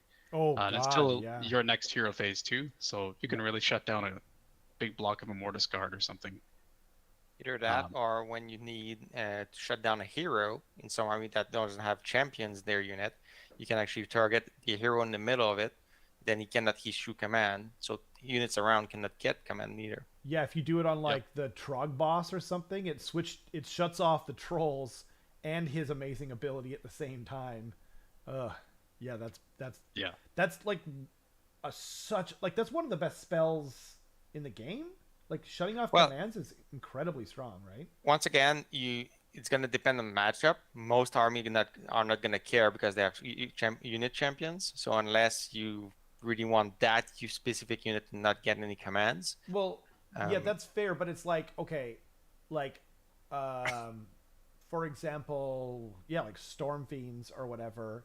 It's, the heroes nearby. Well, you don't need to shut off the hero. You just shut off the Storm Fiends themselves. Mm-hmm. And then Bob's your uncle. It depends, but I think most of those units that can't receive commands are like usually where you want it to go. Like it'll be like a big monster like the Hell Pit Abomination or Mangler Squigs, or you know what I mean? Like a big block of trolls. You're like, okay, I'm afraid of that thing. It's almost like the Be'lakor. I mean, it's obviously not as strong as the Be'lakor thing, but that's, you know what I mean? I think this is a very strong spell, and 18 inches is a great range. And like you said, you can add it. You can make it 24 with the right trinket. The only thing I figured out when I read that list is most of casting value went up. Yeah. Everything most likely is 7, and it used to be 6. Most of our casting in the last book, and we lost the +1, the free +1 on the Battle Mage because most people were taking a Battle Mage of Gur and get a +1 to cast. And now you have to choose a trinket. There's a trinket that gets you a +1 to cast, for sure. But then you don't get the trinket that gets you +1 to range. Right. So that's something we're going to read when we get to the maybe you just take 2, or at least 1, maybe 2 Acolyte battalions, and then you're just adding Primordial Dice and kind of laughing at the casting value of 7. Yeah. You know what I mean? That's what I'm thinking with this season. Those casting value doesn't mean anything. It doesn't mean anything. Yeah, it's like it's almost better if they're higher, just because. Or I guess that's mostly true of like endless spells. You know what I mean? Yeah, for endless spells, yes, because then you have to beat the the casting value. Exactly. Okay. Fuzz protection. It's a bit better against what's the big guy on hoofs? Kragnos? Destruction. Kragnos. Yeah. Because he get to roll against the casting value, not the casting's roll. Exactly. It's a bit better against. I determined I got rolled over against that guy because I was casting stuff at it. That's a good call. 12 but they just ignored because the casting value was 5. I was like, fun. Yeah, on 3d6. Yeah, yeah. I mean, if it were me, I might miss that. But okay, Fuzz protection. That's kind of noodle, I think. Is a spell that has a casting value of 7, range of 18. Pick 1 friendly Cities of Sigmar human unit wholly within range, visible to caster until the start of your next hero phase. Ignore modifiers, positive. It's basically ethereal, okay? It's a casting value of 7, 18 inch. Pick 1 friendly unit, make them ethereal. Amazing. Especially on like some of the, the better their save characteristic, obviously it's better. Thankfully they made it human only, so you can't put it on some of the Duarden units or it would be absurd. Yeah. Anything to add, gentlemen? The best save characteristic we have is the Cavaliers and the Marshals. Oh yeah. But interestingly speaking, the Marshal on Griffin have a worse save characteristic than the Marshal on Foot and Marshal on Horse. Really? He's a +4. He's a 4+ instead of a 3+. That's which so funny because same with Talia. She's 4+. I don't that's know because the big beast doesn't have the big beast they are riding doesn't have an armor. I dude. don't know. That's so funny because it's the same thing in Seraphon. So the old blood on foot, 3-up save. Scar veteran on, and he had one. The old blood on foot has a shield. The Scar veteran on Carnosaur has a shield, and he's a 4-up save. I was like, that's a typo. It's definitely a typo. I guess I was wrong if they're doing it in the, in their love Can you child. can shoot the beast? I don't know. I guess they added more wounds to them, so maybe that's the thinking, is that like they're not any harder to wound because most of it's going into the Carnosaur anyway. I don't know. Wow. Okay. Reign of Jade. Wait, is it my turn? I can't remember. Oh, sorry. Okay. No, Reign of Jade. This spell has a casting value of 7, range of 12. If successfully cast, pick one friendly Cities of Sigmar human model wholly within range and visible to the caster. Roll a dice for scroll up each wound currently allocated to the model. This is angering my dog. Sorry. Roll a dice. Each wound currently allocated to the model on a 5 plus that wound is healed. So, pretty good. like, yeah. You know, If you have like a big monster or something that you want to. You're basically gonna heal a third of your missing health, and that's something you have to figure out. It's the missing health. So if you're only missing 2 HP, you're not rolling 15 dice. You're rolling 2 dice on a 5-up. I feel it's okay, but there's better. I feel there's better spell in there than taking that one. I think it's a very specific build, but I think this is one of your last choices most of the time. But when you're talking 8 spells, yeah, pretty understandable. You're probably not taking, unless you're taking an all mage army and then you're adding like a, what do you call it? Like a wizard, a spell upgrade, But I don't think I'm ever taking this either. We have it in Seraphon, and you just never take it. It's the last spell you take out of 3. Transmutation of Lead is a spell that has a casting value of 7, range of 12. Pick one enemy unit within range visible to the caster. Roll a number of dice equal to the number of models in that unit. For each roll that equals or exceeds the unit's save characteristic, that unit suffers 1 mortal wound. This is a good, I think it's a good flex spell. You know what I mean? Like, if you're going into a tournament, you see like a lot, you think you're going to see a lot of like tough units like OBR, not Seraphon, Sylvaneth, you know what I mean? Those kinds of units. Then it just becomes like an amazing horde killer, pretty reliable damage. Like unit of annihilators, you're probably doing like 6 mortal wounds, right? What? No, you're doing 3. No, if there's, I was just assuming they're a unit of 6. Like in this particular example, like if there's 6 of them, you're probably doing 6 mortal wounds ish, 5 on average, obviously, but like, I don't know. Yeah, I really miss that spell. Battles or Gelt used to have this one, and they actually twisted up till now. So it used to be on 4, 5, 6. It does mortals, and it was halving movement. Okay. And the previous battle tome, but I really love the fluff of that spell because you're basically melting the armor on the unit. But yeah, back to AOS fantasy. Man of my own, heart, dude. I love that kind of thing too. Yeah, when it matches the fluff, it's extra cool. Carson, what did you want to say? Oh, I was just going to say that at worst, this is effectively just like a lower range fireball. Yep. With the potential to be better against the right unit. Like in a very rare situation where, let's say, you were going up against like a 20 block of Chaos Warriors, right? That would be good. I would like that. I'd take that. That would be like more than 10 mortal wounds against them or something. Granted, they have a ward against that, but still. Or like 30 storm vermin, you're averaging 15 mortal wounds. Yeah. Like, what? But you do have to get pretty close to. You do. There is spell portal. There's a few ways of mucking around with this, but yeah, it's a good point. Good point. Most hordes have a high save value. Yes. So it's not gonna get useful. And once again, as you all said, the short range make it you're most likely either gonna get charged, so you have survive a combat phase before casting it. Yeah. You're not wrong. It'll be good against like Duarden though, or something like that. Anyway, twin-tailed comet. Is it? I think it's you. Yep. So Twin-tailed Comet is a spell that has a casting value of 7, range of 18. Successfully cast, pick one enemy unit within range invisible to the caster, draw a straight line between the caster and one model in that unit. Until the end of the turn, each friendly human unit the line passes over has a bravery characteristic of 10. Then, the enemy unit you pick suffers D3 mortal wounds. I mean, it's better than Arcane Bolt.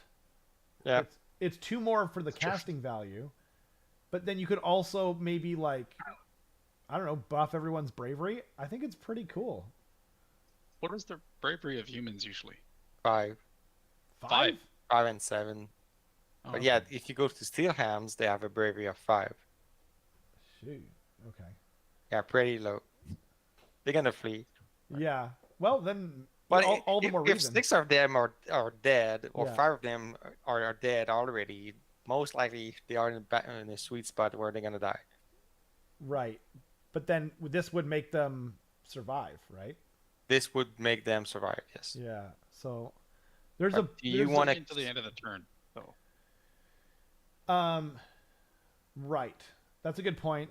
Yeah. So it's on your turn. You know what though? Like I actually don't mind this because or at least in the current season, because you're trying to kill stuff with spells, it just makes, if you have a decent amount of casters, it just makes that a little bit more reliable. I'm not saying this is my first pick. Don't get me wrong.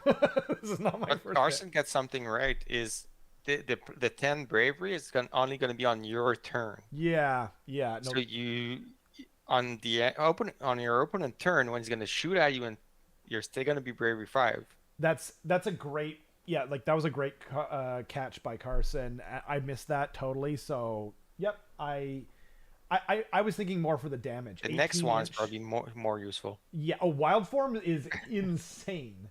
Wild form is a spell, casting value 7, range of 12. Pick one friendly human unit within range until the start of your next hero phase. You can attempt a charge with that unit if they're within 18 inches instead of 12. In addition, roll 3d6 instead of 2d6 for the charge. It does not pick the 2 highest. It's not pass go. You do not collect $200. You just basically get Kragnos' thing. And then there was, what was it? The command trait or something, Carson, that was within 18 inches.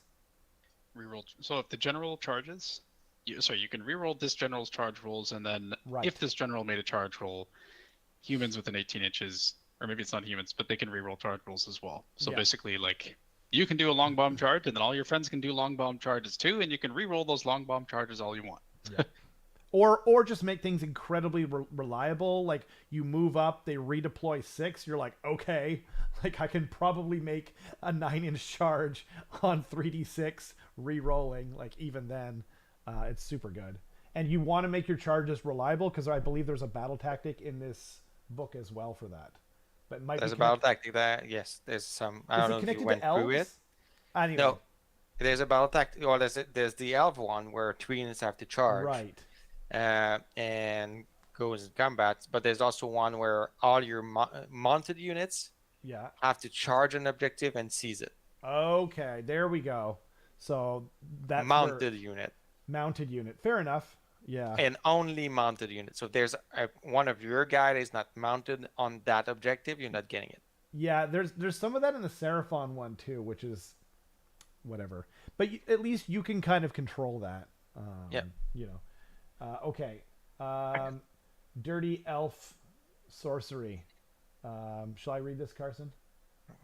Sure, sounds good. Then Sure, I'll do I don't care. Gordon. It's like a meme at this Prayers. point. Sap strength spell, casting value 6, range 18. Pick a unit within range. Subtract 1 from wound rolls for attacks made by that unit until the start of your next hero phase. Incredibly strong. -1 to wound is super good. Like I was using it on my Vamp Lord, and it's just an artifact. It's within 6. It might be within 3 now, but it was within 6 before for sure. And that was really good. And then this is just like, reach out and touch something. So it can make some units like just useless, like There's some stuff in the game that's just like wounding on 4s, and they have like strong stuff like fanatics.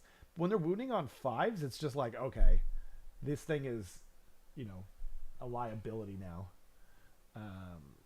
Yeah. Anyway, I think that's pretty good. Umbral Hex, casting value of 6, range of 12. Pick one enemy unit until the start of the next hero phase. When they roll a battle shock, they roll 2d6 instead of 1 dice. Extremely powerful against Horde, low bravery armies, against Gits, kicking the pants. What do you guys think? Anything there? It's more good. I would comment here on the phrasing. I was surprised when I read that phrase where they said instead of 1 dice, or in a position of instead of a d6. Yeah. But that's. I thought it was when I was reading it originally. I thought it was going to be roll 2d6, pick the highest, and just roll 2d6. So you could theoretically get a roll of 12. Yes. You only lose 1 guy, and then you lose 11 guys or whatever. Not 11, but you could lose so many guys just with that. It's pretty wild. The next one is a gem, though. The next one is a gem. Okay. Tenebrawl Blades, casting value of 7, range of 9. Pick one Cities of Sigmar elf unit within range until the start of the next hero phase. When they're making save rolls for attacks made with melee weapons by that Cities of Sigmar elf unit, the target's save characteristic is blank. So basically, it changes whenever they're attacking something. Whenever it gets attacked, doesn't have to save anymore. Doesn't get a save. So you could you still can go out of defense. But they probably have -1 rend anyway. So what? Yeah. This is one of the best spells in the game. It is only 9 inches though. Yes, but you're putting it on your own unit. You're putting it on your own unit. Put it on the opponent unit. You have to put it on your own unit. And most likely, when you're going to go to the units, if you go at the dead guards, if they are 3 inches away from a sorceress, they have a ward of 4+, and the sorceress have a ward of 4+. Wow. So if the sorceress is 3 inches away from the dead guard unit, most likely the dead guard unit is 9 inch wholly within of the sorceress. Right. Yeah. So that's a nice combo just there. No kidding. That's freaking unreal. And what's cool about this too is you could just have a sorceress and an elf unit. You know what I mean? You don't need to build your entire army around this. You could just have this one little cool combo and away you go, Yeah, it's very good. Very good. One of the best spells in the game, probably, actually. Because it's even against Nighthaunt, it's okay, well, a save characteristic becomes something. It's not... It's ethereal, but you're nullified. Not that they need anything to hit them. Anyway. It's actually horrible against Nighthaunt because then they can't all-out defense to get any save whatsoever. Yeah, right? exactly. Nope. Exactly. Or Be'lakor as well. Be'lakor, yep. Be'lakor. The what are they called? Lots of examples. Ishlian Guard. Yeah, there's lots of whatever has ethereal essentially. Yeah. Cool. Okay. Continuing on with the prayer scriptures for Dwarden Priests. Starting with Rune of Unfaltering Aim. Rune of Unfaltering Aim is a prayer with an answer value of 3 and a range of 12. If answered, pick one friendly Cities of Sigmar Dwarden unit wholly within range and visible to the chanter. Add 1 to hit rolls for attacks made with missile weapons by that unit until the start of your next hero phase. It's basically just all-out attack. Yep. But then you could all-out attack again, so you're getting over -1 to hit, from goblins and different things. It's not bad, but if you're, there's only 3 prayers here, and if you're rocking the ones with extra prayers, like the command trait or whatever, it's pretty good.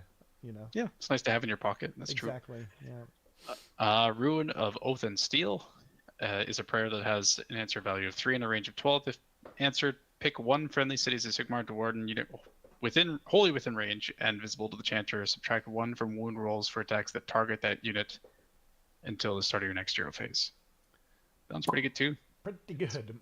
Yep. I just want to come back to the last one. If you go to the roster of the Dwarven unit, there's nothing that shoots aside the gyrocopter and the gyrobomber. And those 2 things are most likely not going to be close to your main army. Wait. So, Don't they still have the big? oh, they shooting have unit? the Iron Drakes. Yeah, Yes, Okay. but they I was got like, nerfed. that's a So I wasn't crazy thinking thing for them about to that. put on only gyrocopters. But I wouldn't put it past them. Yeah, that's pretty funny. Yep.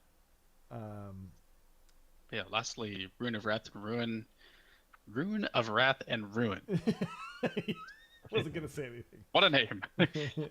Has an answer value of 3 and a range of 18 inches. If answered, pick one enemy unit within range invisible to the chanter. Roll 6 dice. For each 5+, that enemy unit suffers 1 mortal wound. In addition, if a unit suffers 3 or more mortal wounds when this prayer is answered, that unit is ruined until the start of your next hero phase. While a unit is ruined, ignore positive modifiers to save rolls for attacks that target that unit. That can be really good, but on average, it doesn't happen. On average, is it the doesn't only thing. happen. It probably happens like a little less than half the time, right? Well, because you have to get a 3-up for your prayer, which is Oh, 2/3 that's a of the good time point. only, Yeah. and you have to roll 6 dice and get half 5 of them plus. through on a 1/3 chance. Yeah. But So that's only a flip of 1 dice, though. Let me do the math. Yeah. So it's 50%, 1/3, 1/3, 1/3. Give Yeah. me a second. 66%, and then 1/3, 1/3, 1/3. Let's take away the answer value, because they're all 3. So like, you know what I mean in terms of That's picking true. spells. Yep. Like what? But I feel like you kind of have to factor that in, though. Like, Oh, I agree. I mean, it's probably like what, like 40%. It's 2%. Who? The chance for this to go off with the being runes, it's around 2%. No way. Because you have to get it cast. You have to get it cast. And after that's you have to get 66% of the 3 time. dice that goes over 5 up. Yeah. The chance for all those things happening consecutively are really low. Are you sure you didn't do 3 5-ups on only 3 dice? Yeah, that's the thing. 6 dice. But Oh, there's 6 dice, yeah. Also, it's answering value of 3, so it's 66% of the time it goes off. Mm-hmm. Right? But like they're all that. So there's no way it's that low, right? Also, Keith Rogers says 6 dice needing 5+ that also need to not get negated. So Yep. the wording is That's true. suffers 1 mortal wound, That's not true. caused 1 mortal wound. Good, very good point. I mean, against something like Hammers of Sigmar, though, it becomes, pretty good. Sylvaneth. I mean, I would probably just be casting Rune of Oath and Steel most of the time, I think, just to guarantee the -1 to wound I agree. on something. I agree. Yeah, I think it really depends on what you're doing.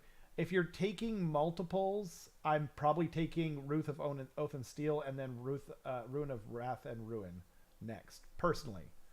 Also bad name. It's such It's a it's bad brutal. name. Yeah, I'm tired of these tongue twisters. But yes. Got it. Yep. Have a good night, Dan. Thanks for joining us, man. Thanks to everyone who's joining us, and you're here for all this cities chat with LP. Should we move on to some sub-factions? Because there are a ridiculous amount of amazing sub-factions in this book. There's too many. There's way too many. There's only like 4 in IDK, and they don't do, like, none of them do any of this good stuff. It's amazing. I'm really jealous, and that's the main problem. Okay, Hammerhall Aksha, I'm going to say. Officers of Academy Marshal. When orders are being given to friendly Hammerhall something heroes, one of those units can be given 2 orders instead of 1. Off to a good start, but they must be different orders. Okay. If you command a Hammerhall Aquashaw army that includes an allied Aventus Fire Strike, very specific. At the start of your hero phase, you can receive 1 additional command point if that model is on the battlefield. Yes, that's fluff. That's as you get 1 command point, but since that book was written back in the days where command points were given at the start of the game, yeah, when they changed the command points for being given each round, if you were playing a Hammerhall, you were getting a bunch of command points at the start, round 1, and then you were losing it at the end of it. Right. So they just rewrote it, so you're getting 1 every hero phase. But yeah, having this Fire Strike is the Magister of Hammerhall, Yes. and so And yeah, he's that's a he's pretty fluffy good now. thing. But you have to make it work. And Yeah. I've looked at it, and I've looked at having this Fire Strike. Man, like there's no more Fair. coalition. Yeah. He's now an ally. Fair. So to have Oh, put in okay. your list, I see. it's a meh. I think, I mean, you're going for the give 2 orders instead of 1. It's not the strongest one, but it's not the strongest one here, but it's pretty good. No, but the problem is Adventist Fire Strike. He's a 2-caster, Yeah, but who cares but about he's only Adventus? have Like, one spell on his War Scroll. I'm He talking about cannot just pick like a spell Yeah. in that book because he's an ally. So his second spell is most likely going to be one from the Universal Spell Lore, I understand. which are not great. I'm saying So you ignore Aventus.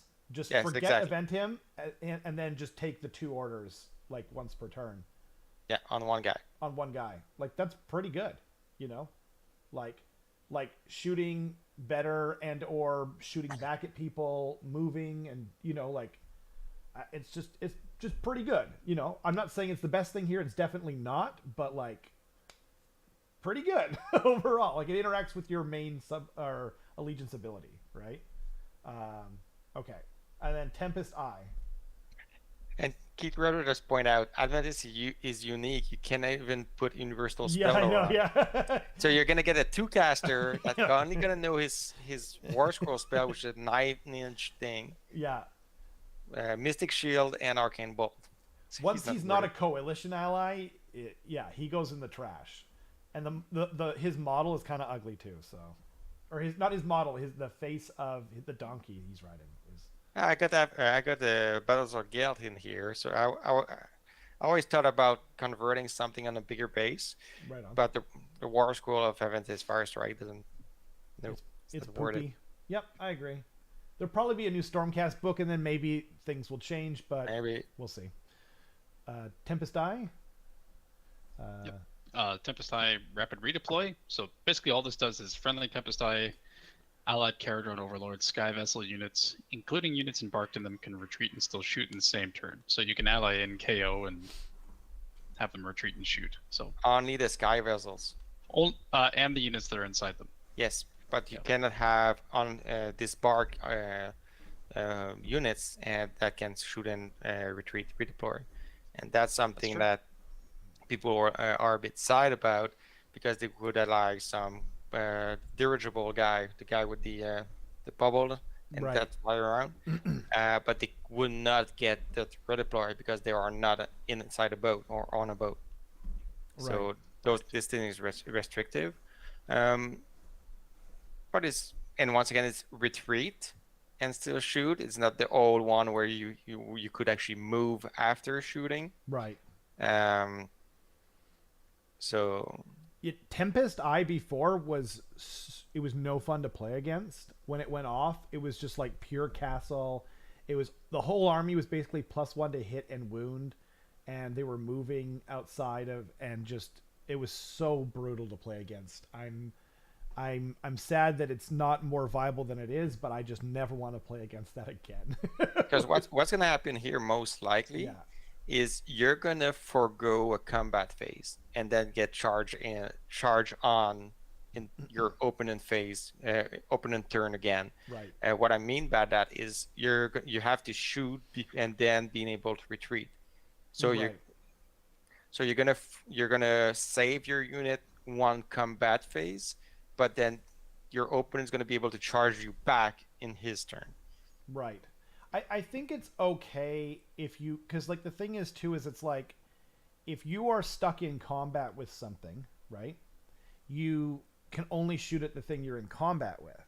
So it does allow some flexibility in that regard, and especially because the sky vessels move very quickly and they fly. There is some interesting play here. Is it the strongest thing here? Not even freaking close. But if you're into KO and you want to play cities, you know, it's Oh, fun. sorry, I misread it. I thought you could retreat after shooting, but no, you can retreat and then shoot. And then shoot. It's actually good Yeah. if you have Heron Drakes because then you can get them out of combat and they get +1 attack. Well, the Iron Drakes are not a friendly. Wait, friendly Tempest Eye. Oh, They and would be a ally. friendly. Got it. Sorry, I misread that part of it. I was thinking it was only KO units. Yeah, that's even better than I thought because yeah, okay, but still not. Yeah, we'll see. If you want to play KO, it's there for you. Hollow Heart. Wild Magic. When you attempt to cast a spell with a friendly Hollow Heart wizard, you can say that they will harness Wild Magic. If you do so, roll 3 dice instead of 2 for that casting roll. However, on an unmodified roll of 10 plus, so 50% of the time, the caster suffers D3 mortal wounds after any effects of the spell have been resolved. It's more than 50% because the average is going to be 11.5. 10.5. 10.5. Yeah. So you're most likely going to hurt 50. yourself. Yeah, it's 10.5 is still a flex of 1 dice, so it's about as close to 50% as it can get. It's still it's a miscast every time you cast. Yep, it sure is. But you still cast it. Is the thing. You still cast it, Yeah. and in this season, Yeah. it's useless. No, it's not. Get +1 dice on the Plus casting. 1 dice, so you send him in there, right? And you blizzard, and it's like, well, they're probably gonna die anyway, so I'm just gonna do 46 mortal wounds. You know what I mean? I don't know. Most of our caster have 5 wounds, unless you're getting big, chunky. Yeah. So they're gonna die with that kind of rolls. They're gonna die.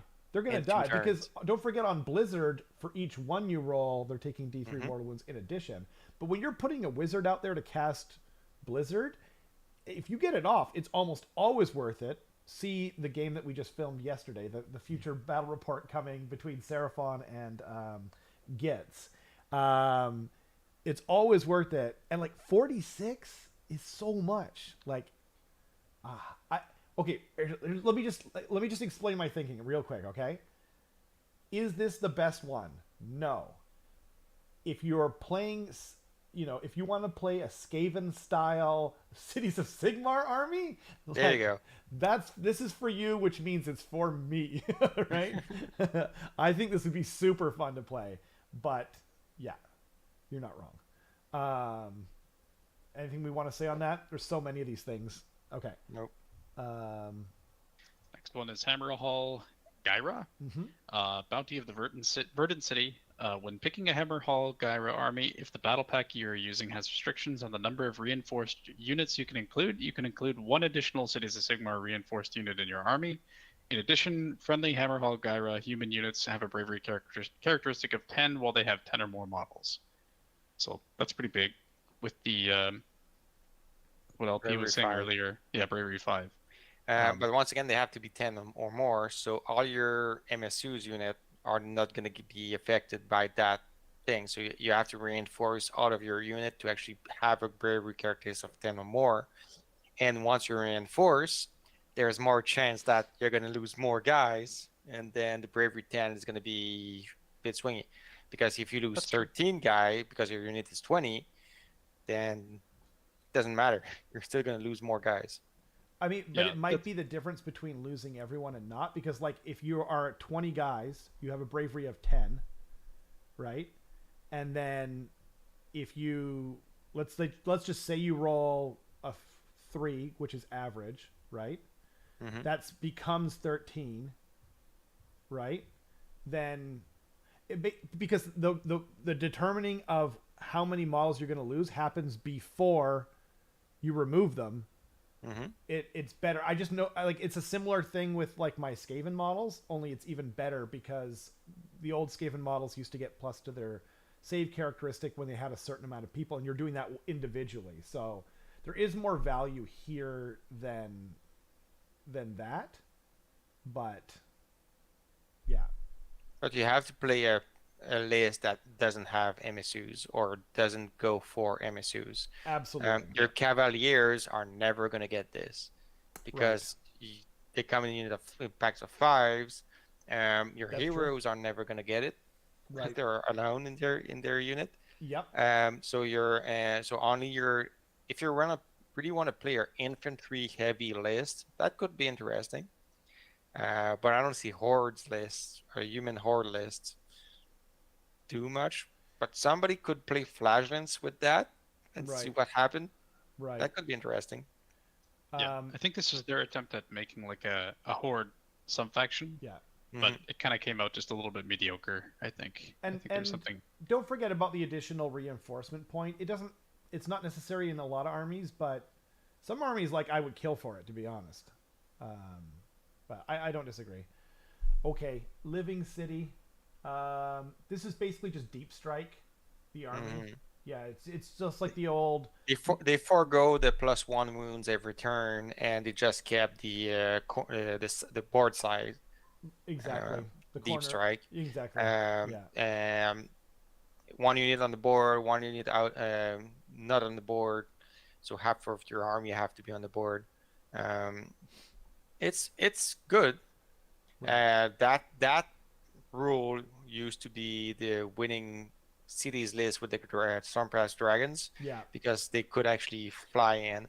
And I really like like people are. I seen cast chat saying that bad thing about the fact that we lose the coalition rule, Yeah. but I really like it because all cost lists that were winning because of the Stormcast unit Mm. and not because of the Battletome or their own units.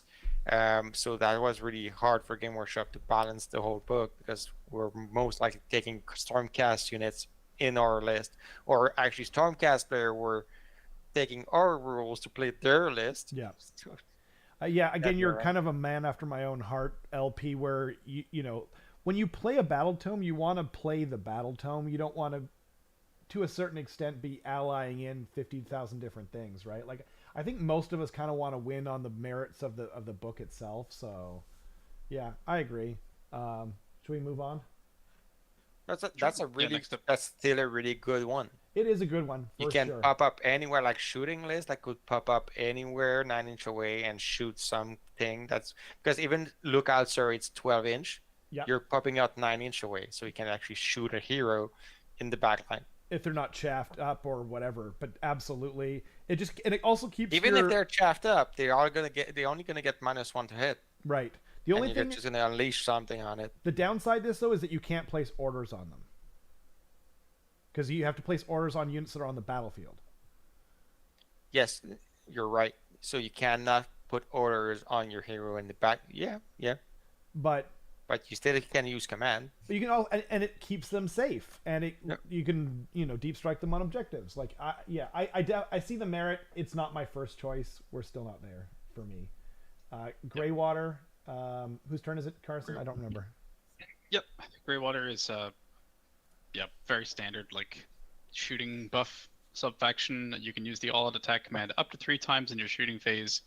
In addition, the first 2 times friendly Greywater fastness units receive all out attack in your shooting phase, the command point is not spent. So you get 2 free ones, and then you can spend a command point to get a third one if you want to as well, which This is incredible. yeah, it's But pretty there's good. a bunch of tricks in here Yeah. that people don't read the first time they read it. You have to have 3 different heroes. It cannot be the same hero you shoot the order 3 times in a row. First of all. Second of all, if you go to the general traits, the human general traits, Uh-huh. there's a trait that says when somebody he shoot out of attack, it's gonna get a +1 wound also. Yes. So that works with this, but Yeah. once again, since it's not the same hero issuing the 3 out of attacks in a row, the +1 to wounds is only gonna be on 1 unit. Right. So that's something like I saw the Cush chat really go, wow, we can get +1/+1 the whole line on 3 units. And then Right. somebody point out, no, it have to be 3 different units, three Right. different heroes that's gonna issue it. And the command trait is only on one of your heroes. So there's only 1 unit that's gonna get a +1 to hit, +1 to wound. Most people are that gonna go for gunless are going for that right now. Yeah. I see gunless going It's with grow out fastness. But once again, like I said, it's gonna get nerfed because the grow fastness, the VVTs, everything. We'll see if those lists are gonna shoot everything and just not be on objective turn 1 and 2, and then once everything's died, they're gonna get on objective turn 3, 4, 5. That could be the way they're not gonna win because they're not able to get on objective fast enough before they kill everything. Right. But whoa, the shooting that could be done right now with the amount of points those units are. Yeah. And there's some prayer later that offer mortal wounds on shooting. Yeah, that's I not think hard. I think this Sorry, is not prayer, casting. right. The new Ironhead guy, the Warforger, or I think. Yeah. Yeah. Sixes to Blacksmith. six. Yeah, Yeah. the sixes are mortal on weapons, on attacks. It doesn't say shooting or melee. It's basically everything. Wow. So you can actually shoot mortals on sixes. That's yep. I really see those lists getting nerfed, so that's why I'm not even bothering playing those. Right. I think this is the very, very low hanging fruit of all of them. It seems like the easy choice, right? Yep. And I missed Keith's thing. Ventus is he's on a flying goat. Yeah, exactly. That model's brutal. Well, we might have to pick up the pace a little bit if we want to cover some of the war scrolls. Lethis, the Raven's priest, friendly Lethis human heroes that are not wizards become priests. Amazing. In addition, friendly Lethis human priests and friendly allied Stormcast eternal priests know the following prayer in addition to anything else they know. Morta's embrace is a prayer of casting value 4, range of 12. Pick one unit within range, visible to the chanter. Ward saves cannot be made on a prayer. Are you kidding me? That's insane. I think this is my favorite. That's not Greywater Fastness. Like lots of priests. Yeah. Yes, this is interesting. This is right now I'm debating with either this one or Miss Fan. Those are the two I'm looking at right now because once again I'm building non-shooting lists, and I really find it interesting to have all my heroes being priest and the universal. What's the name for it? Prayer scriptures. Prayer scripture. Yes. Yeah. Curse. In French they have a word for it, so I wasn't sure the English version was it, but they have the actual monastery word for a prayer scripture. That's the word they're using in the French book. But yeah, the prayer scripture are interesting also because you get banishment and you get a free heal right on your heroes. Right. And if you take a prayer enhancement, then you've got like all of that Everything. in addition. And there was I think there was an artifact or a command trait that we were looking at earlier, and it says command trait. The command trait, right? And it says if they are not a priest, they become a priest and they get access to that. So yes. So you can, and this one is if they're not wizards, they become priests. So then you could put that on the wizard. You could take a wizard, make them a priest, and then they also have access to that amazing prayer that comes with that command trait. Let me just check. I think they didn't. Yeah, that's gonna get fact. If they're a wizard, the command trait's gonna get fact. I think so too. But we were talking about it. We were like, Carson was saying we have to wait until we get to this thing, and I was like, I think it works, but like I did not have time to cross-reference beforehand. Keith says there will be two types of Cities of Sigmar players initially: those who go hard into the playing the gun line, and players who have souls. We already have established that LP has a soul, so congratulations again to LP. Vindicarum. Friendly Vindicarum units can receive the rally command while they are within 3 inches of enemy units. In addition, when a friendly Vindicarum flagellants unit, so only flagellants, they can get it on a 5-up instead of a 6-up. Pretty cool. There's plays that could be done once again if you want to play a horde thingy with flagellants. Yep. I'm not a fan of rally command. Fair. Because once again, I'm a guy that play a reliable outcome when I want to do something. Smart. Against kids and those players who just want to go for the spikes. Yeah. And hope for something happening. I go for the reliability of stuff. So 30% chance of something happening for me is not sure. The only thing I'll say though is a rally at a key time can change a game. like when I was playing against Danny yesterday, he was like, "Okay, I have to destroy that unit with magic," and it was very reliable that he was going to get to do that because he had so many spells. But I tried to rally. I won't give it up, but if I get it, it probably stops him because I was 5 wound models. Went from like 99% chance going to get it because I only had 1 wound left to 6 wounds. Way harder, way harder. So, but I agree with you ultimately. Anyway, Every time I tried it, I didn't roll 6s. So yeah. even on unit 20, I was like, fun. If you're on 4s, it's a whole other battle. Yeah, you're just, that's the thing. Yeah. Carson, Excelsis? Excelsis. Fearsome breeds. Add 1 to the wounds characteristic of friendly Excelsis monsters. In addition, each time a friendly Excelsis Free Guild Cavaliers unit fights, after all of its attacks have been resolved, pick 1 enemy unit within 3 inches of that Free Guild Cavaliers unit. Roll a dice for each model in that Free Guild Cavaliers unit. It's a lot of times saying Free Guild Cavaliers. For each roll of 4+, that enemy unit suffers 1 mortal wound. So, as LP was saying earlier, you kind of want to keep the minimum size, right? So you're basically going to be getting 2 or 3 mortal wounds at the end of their fighting. But the fun thing is after they fought, not after the combat phase is over. So if you mix them with the marshal on horse, they can fight first. Right. And so they're going to do mortal in the fight first sub phase. So that could be interesting. But once again, the unit of 5s, you're going to most likely get 2-3 mortals. Is that going to turn the tide of the battle?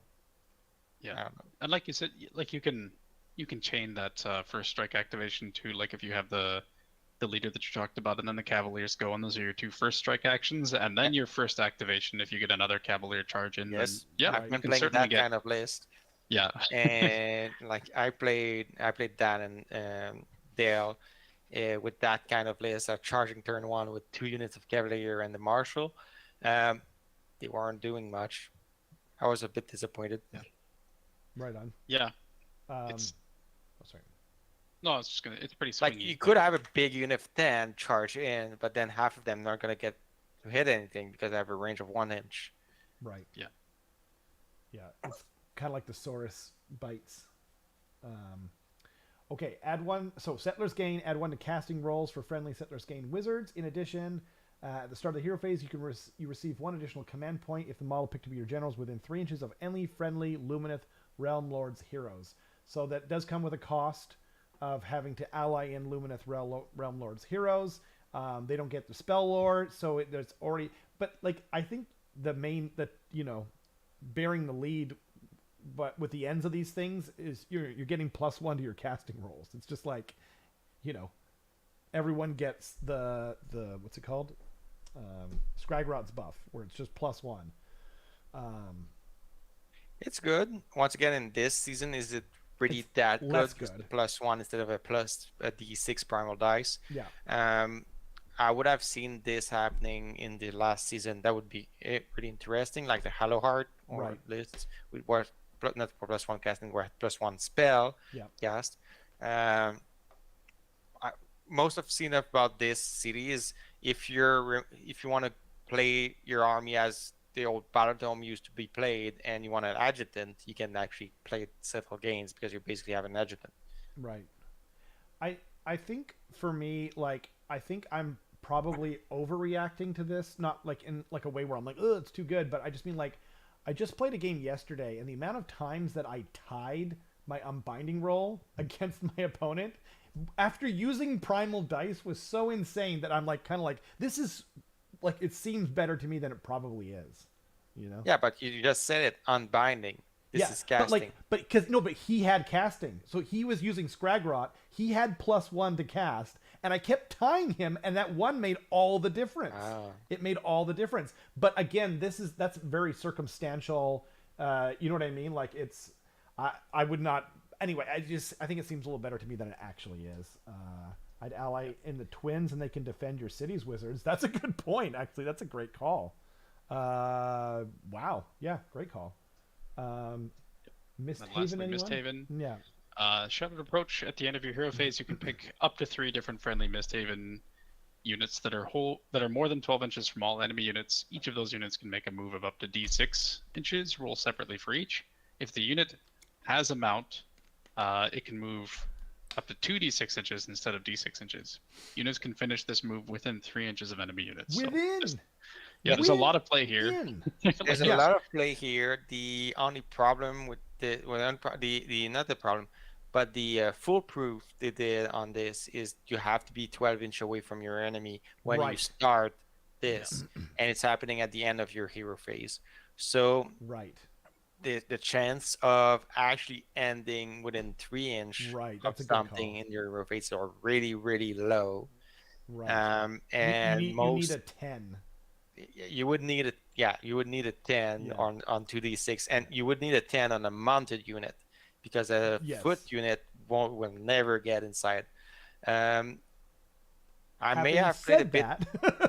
Aside that being said, what I found is problematic with this CD is you're mostly going to be able to use it turn 1, maybe on something turn 2. But after that, your army is most likely going to be within 12 inch of something.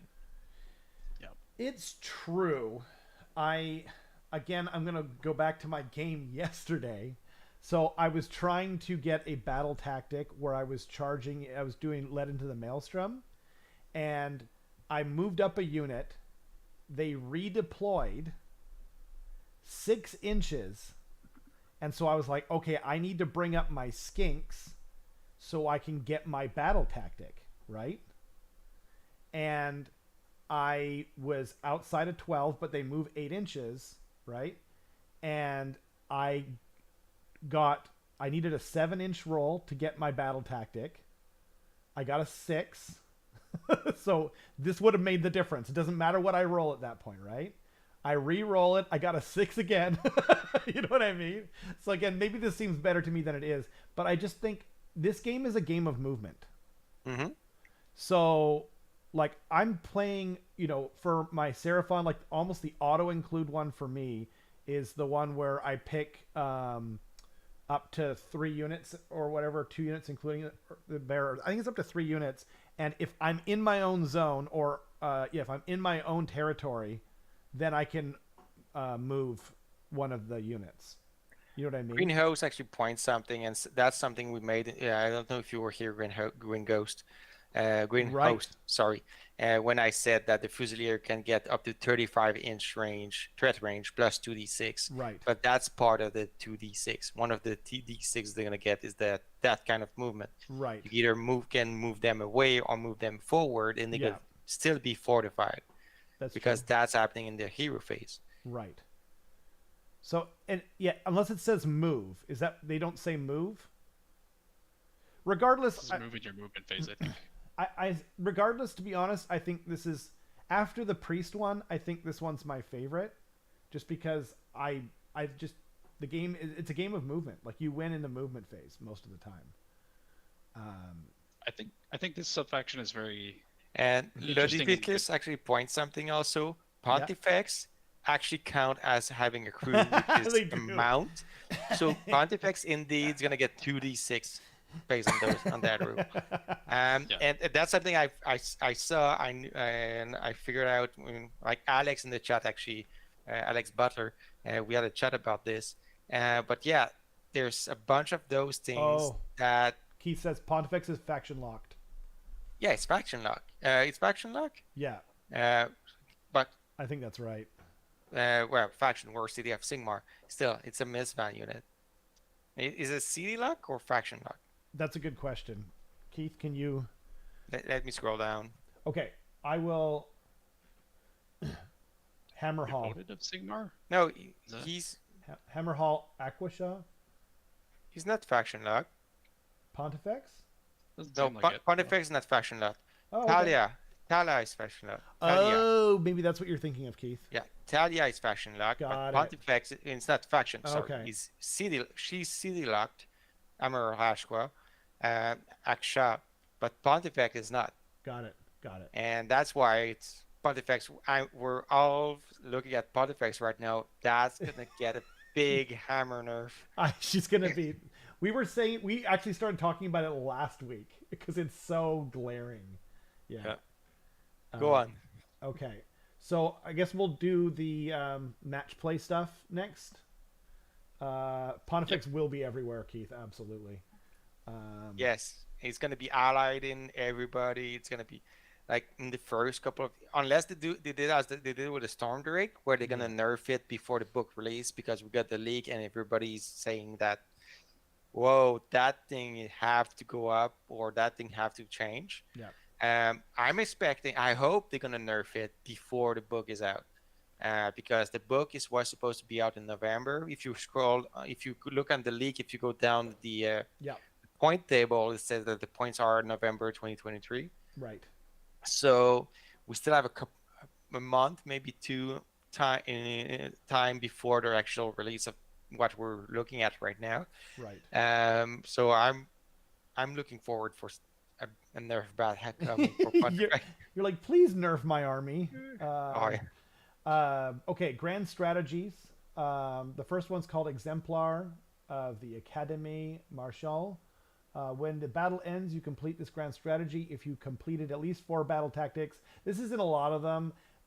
You just never want to take that. I think we can just skip over to the next one. When the battle ends, you complete this grand strategy if there's at least 1 friendly Cities of Sigmar unit wholly within each large quarter. This isn't a lot of them too.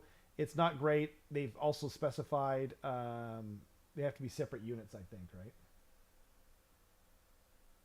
Sigmar. It's wholly within, so yes. Yeah. Oh, wholly within. Perfect. Since it's wholly within, then it's separate unit. And it's even worse then. Yeah.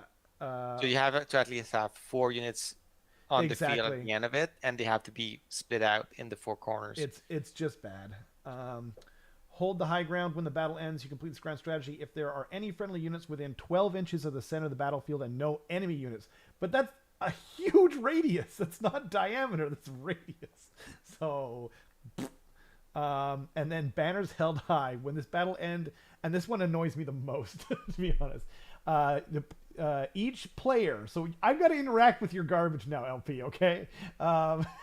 We total the number of standard bearers in our army with and units with a totem keyword. If your total is higher, you complete this grand strategy. I think it's really strong because I think there's quite a few totems and banners in this army. So they're mostly banners. The funny thing is the command unit is actually have a banner and gets a totem keyword, so they count as 2. Oh god. Regarding that strats. Might get FAQ'd, but yeah. Might get FAQ, but the way I read it right now is because the number of standard bearers and the units, so you got 1 standard bearer in that, and because that this is a specific unit specific rule, that unit get a totem keyword if they have a standard bearer in that unit. And actually, I'm thinking of it. I don't think he's a standard bearer. He's a herald, so I don't think he count as being a standard bearer. So they only get the totem keyword pluses. Right on. Yeah, it has to have the standard bearer in the little like highlighted text on the war scroll, I think. Yeah, so I don't know. He's a herald. Either way, this is the one you're just taking this every time. Like, yes and no, because if you're taking units that doesn't have standard bearer like flagellants, you're not gonna get anywhere with that. I guess. I mean, so you take maybe the one from the GHB.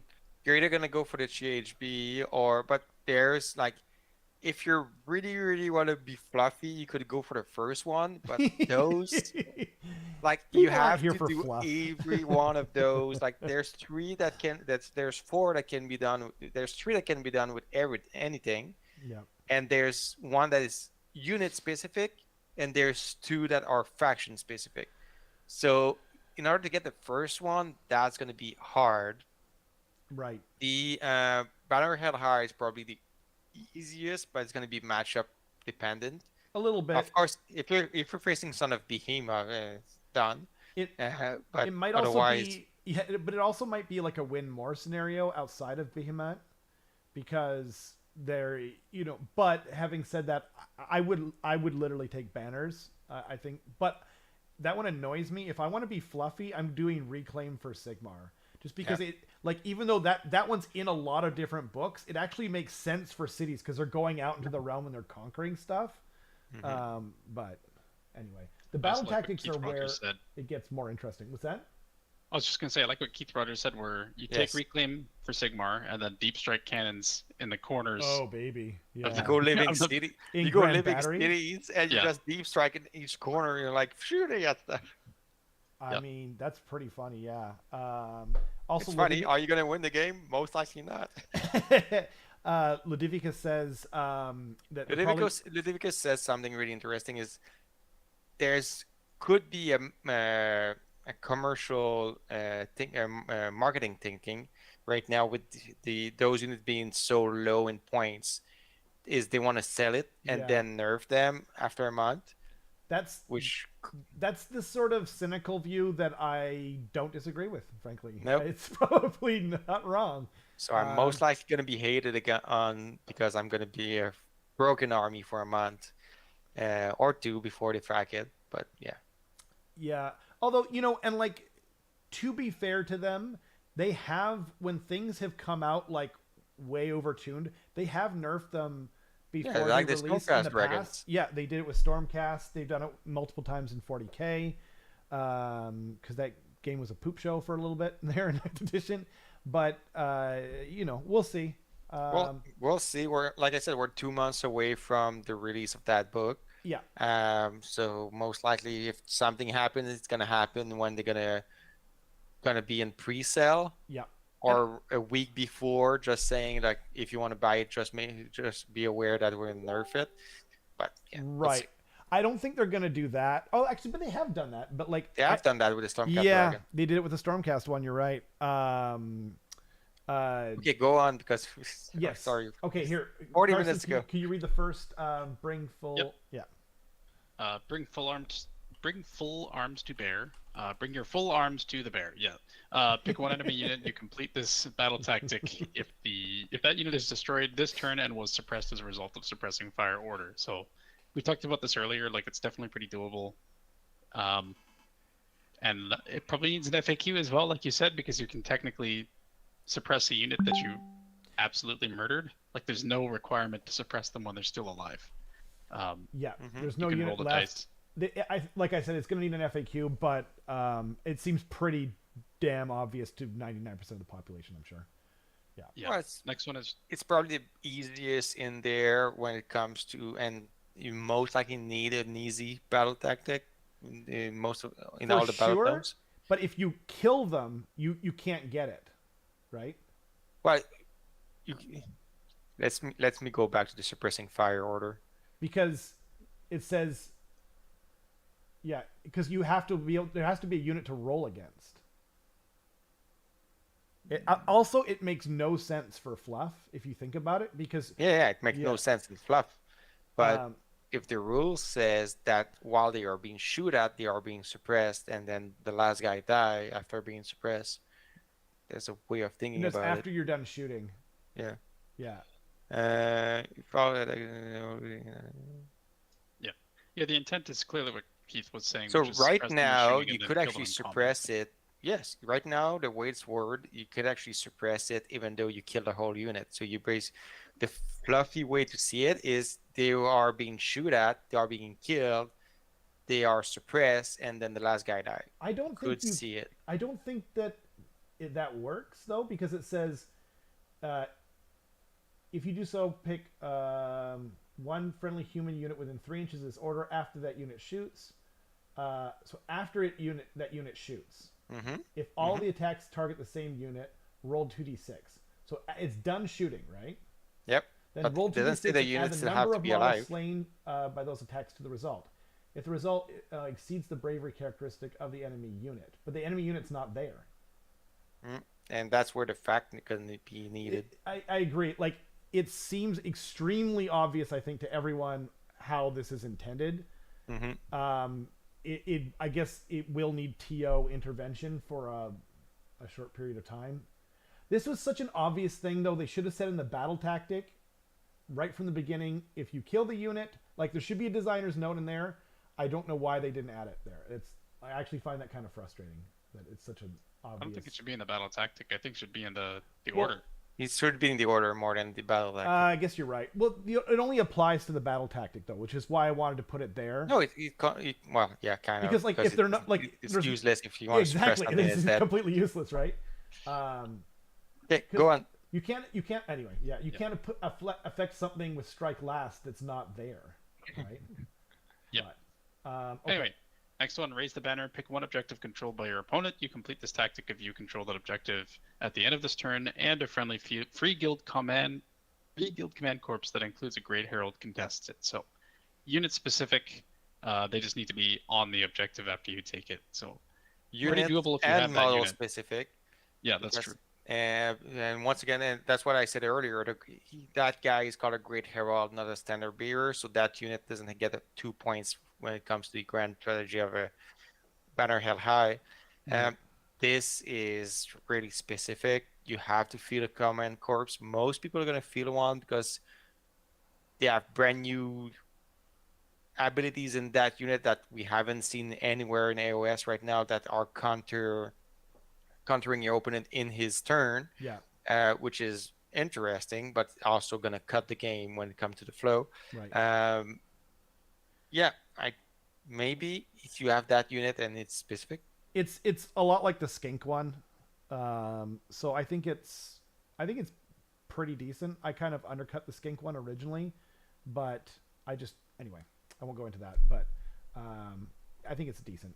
You complete this tactic, black powder bombardment. You complete this battle tactic if 3 or more enemy units are destroyed in your shooting phase this turn.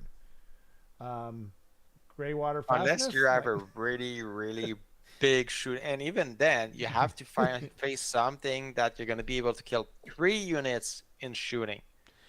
That's true, but at the same time, like if you're building into a shooting army anyway, it's like okay, you just wait until it looks scoreable. Yeah.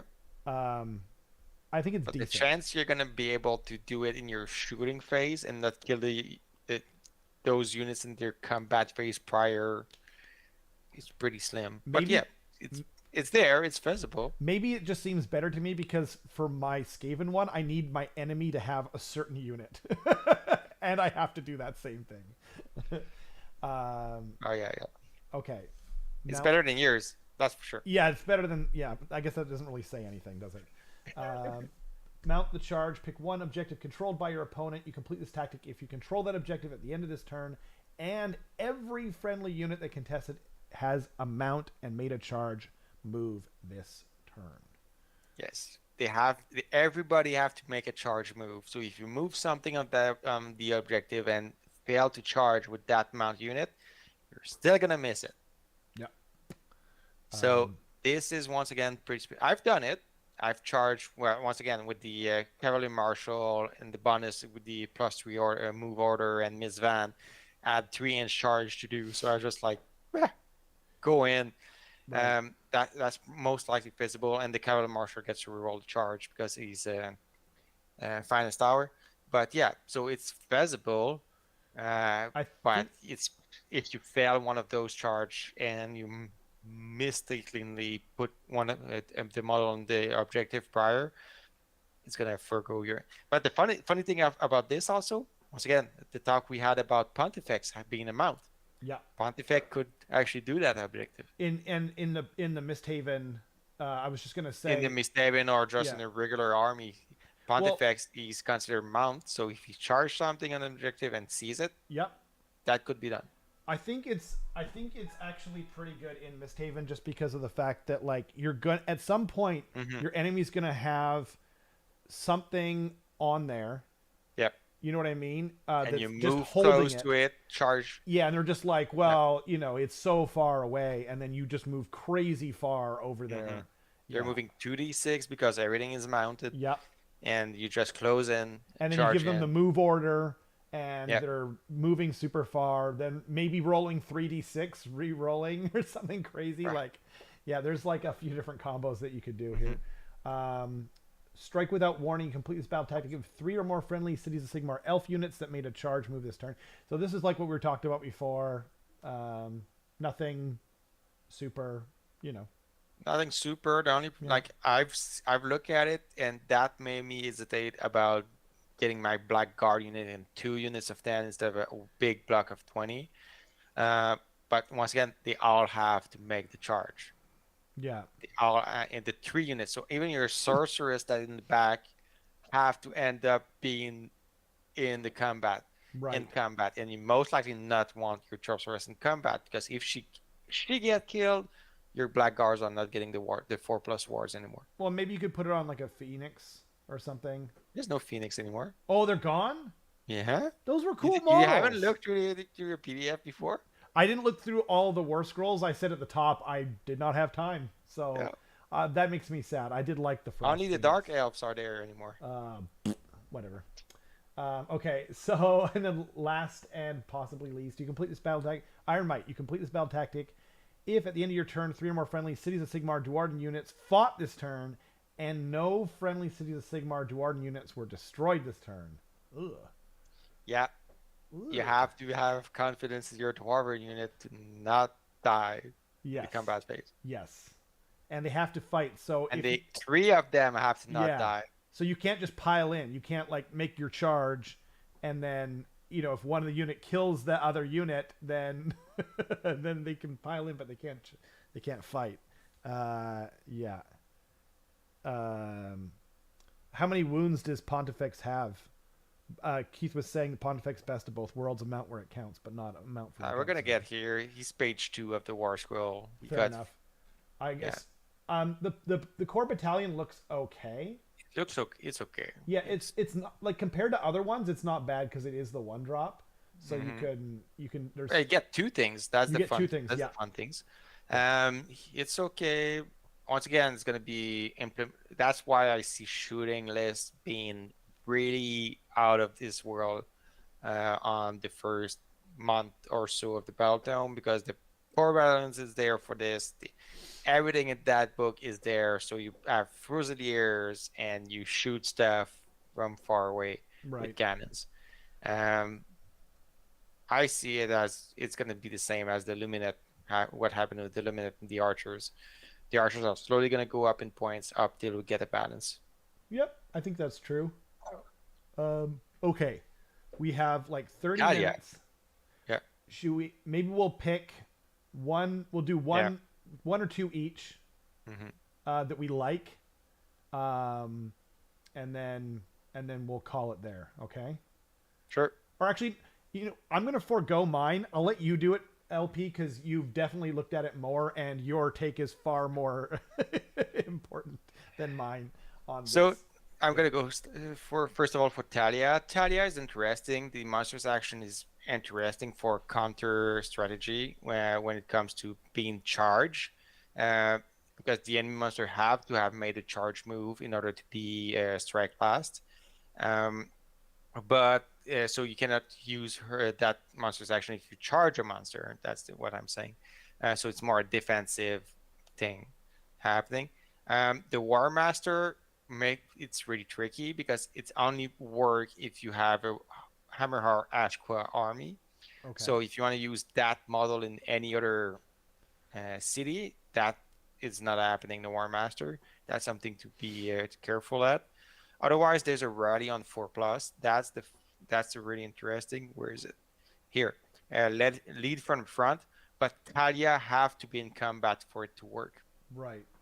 So those things I really don't like, because it's probably going to work 1 turn, and then your opponent is probably going to focus Talia and make sure she die first, and she only have a ward of 6. She have 15 wounds, but a save of 4+. 4 up, yeah. So she's most likely going to be hit hard, and I don't think she's going to rally much when it comes to this. And then I'm sure there's going to be rulers going to argue, if you play a Vindicanum city, that the flagellants are not affected by this, because the flagellants and the Vindicanum units are being rallied on a 5, and that says a 4 instead of a 6. Right. It's going to get fact. I'm pretty sure it's going to be a speed bump in somewhere, but yeah. I said it last time too, and like, this is just a small note. My biggest disappointment with this entire thing is that they didn't make a non-named character version of this. It's just such low-hanging fruit. They did it with everything else, and I have no idea why they didn't do it here. Like add an extra head on the mount and another like torso or head on the other thing, and Bob's your freaking uncle, man. Like They God. kind of did it. They kept the Griffin. Yeah. Yeah, I know, but like this model is godlike. Yeah, Anyway. but and once again, she's not. She's unique, and she doesn't get access to artifacts or command traits. Yeah. So yeah, she's. This is actually the only new model I see as being point in the good point range. Yeah. Like she's 300 something. Right. I think she's worth it. She's worth her point. Pontifex. The Pope on. Okay, wait, before we go to Pontifex, I just want to thank Games Workshop. I was saying that was a bad thing, but I want to just thank them for not making another character on a Scorpion Lion, because now I have no, like, that was the only thing that prevented me like 100% from getting into the army. Like if they had if I could run multiples of these, I might have gotten into Cities of Sigmar. So thank you, Games Workshop. My wallet thanks you too. Pontifex. Pontifex, the Pope. She's so cool. Yeah, she's so cool. And also, just a side note, have you seen all the new characters are women's? Oh, I did not notice that actually. So that's interesting. And I saw also that the when it comes to the new range where the steel hems. I'm gonna get it. Also have faces that could be any genders. Oh, okay. So that's something interesting that's happening right now with the human factions.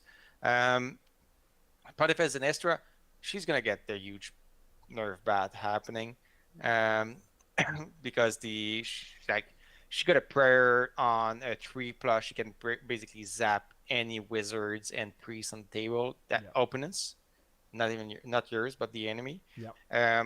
That's the best prayer I've seen. Yeah. Like everybody's yelling about that prayer right now. The thing about her also, she have a ward of 4+. She have 9 wounds, but that's okay. She have a +1 to unbind, but the fun thing is the ward of Azir. If you engage her in combat at the start of the combat phase, and you actually roll on 2+ for each unit, and those units are getting D3 models. So, and after she fights, Right. so twice every turn. Right. And then that could hurt. And then the other thing to mention about her is that if you're in your opponent's territory, you can also get another do 2 prayer. effects on her prayer. Yeah, and then and you can do the each 5 rather just underline also the fact that the hallowed ground, what you just underlined, Keith, is a side effect of her prayer, a sub effect of her praying. So you have to choose this one over the one that's gonna kill wizards and priests. Yeah. Most people are gonna kill wizard and priest turn 1, turn 2, and then maybe switch back to the hallowed ground. But I don't see those two happening turn 1, turn 2, because you would need Pontifex to run into the enemy territory. Yeah. But what could happen with Miss Van. But if you're worried about an alpha strike, you just go for the 5-up. Or I guess it's not alpha. Well, maybe they make you go first. You're like, I really don't want to die. That's the most important thing. But once again, that's the fun thing about that war scroll, is you can actually adapt to your enemy. She doesn't have only the kill wizard and priest. Yeah. You can actually choose if you're facing orcs, right? And they're gonna alpha you, but they have 2 war chanter in the back. You don't really want to kill those 2 war chanter. Well, and they're not a priest anyway. Yeah. So you just pick the ward. You're like, okay, easy choice. Yeah. The Flageons are nice. Okay. I'm just gonna skip it because no problem. They actually fix it so they don't do mortals when they flee. They actually do mortals when they die. And thank you, Game Workshop, for that. Because they had a really high bravery in their last battle tome. They have a high bravery, and they were doing mortals if they flee. I was like, that's useless. They were never gonna flee. Well, also, it's not very lore appropriate. No, it's not lore appropriate. Yeah. The Frigate Marshal, the first time I had a look at it, I was like, meh. But then with the artifacts, the command traits, there's some play you can actually do with it. Like I said, the Sigmar hammers and the lance, you can actually get to -3 ren and 4 damage. Ooh. So that's and then +1 attack if you actually cast on yourself, not cast, but order yourself to engage the foe. Can this guy get the Um, one where you're doing mortal wounds every time you fail a hit roll, or is that the elf? That's the elf. That's the that's elf. the elf. My bad. Yeah. That's the elf. The Sigmar hammer is just the one that gets you choose a weapon profile That's and get it. +1 and +1 damage. Um, yeah, there's things to do with it. I've countercharged Dale with him. He didn't like it. I He kill never his does. Cauldron. Yeah. So that's yeah. You could Uh, you could the also I could also see putting the hammer on the ruin sword, so you're 5 attacks instead of 3 minus 2 3 damage. Yes, A little more but reliable. then and that's the debate I had. But then I figured out with the movement that thing have, you're most likely gonna charge something and get +1 and +1 damage with the lance. But Okay. if you think this thing's gonna be stuck in combat, you Right. may want to put it in the rune sword. Well, But also like there it's the more attacks is kind of more reliable as well. You know what I yes, mean? but It's less and that's swingy. why I say if you put yourself the order engage the foe, you Yeah. get +1 attack. Oh, right. I misunderstood But what you you're can only saying. do it once per game because Right. engage the foe, you have to put it on a unit that haven't fought in this battle. Got it. I don't know if you talk about it when you talk about the orders, I but did that's not. something I had to do a reread of the order. Totally. Is you cannot issue that order on the same unit twice in the battle. Well, you could technically do it if you fail the charge, Right. but if that unit fought prior in the battle, Right. you already had engaged the foe in the battle, so you cannot actually be in order to engage the foe. Mm, That's a fluff behind it. nice. And that's probably something you're going to be picking cosplayer in the first months. They probably didn't read that line in the order and just going to issue engage the foe every turn on the same unit. What did you just call them? A cosplayer? No, the cost is City Oh, of Sigmar. I get it now. Sorry. Sorry. I thought you were saying like someone who's not really into the army. They're just cosplaying as a No, city no, of no, no. Sigmar. I was like, this is City of, like a new terminology I've never heard in my life. I might no, no. start using it, even though I just totally okay. City of Anyway, Sigmar, COS I love it. cosplayer. I love it. Okay, sorry. Frigate Marshal is interesting with the Envoy. The Envoy is actually a token. It's a model. It's not a model per Yeah, game wise, but it's a token. got it. That's a design note here. But you can also Um, extend the bubble and there's stuff. play to do. Rousing speech is only once per game. That's also something you want to look after your opponents. But it's something you want to. There's plays. Yeah, I've looked at it. It's interesting.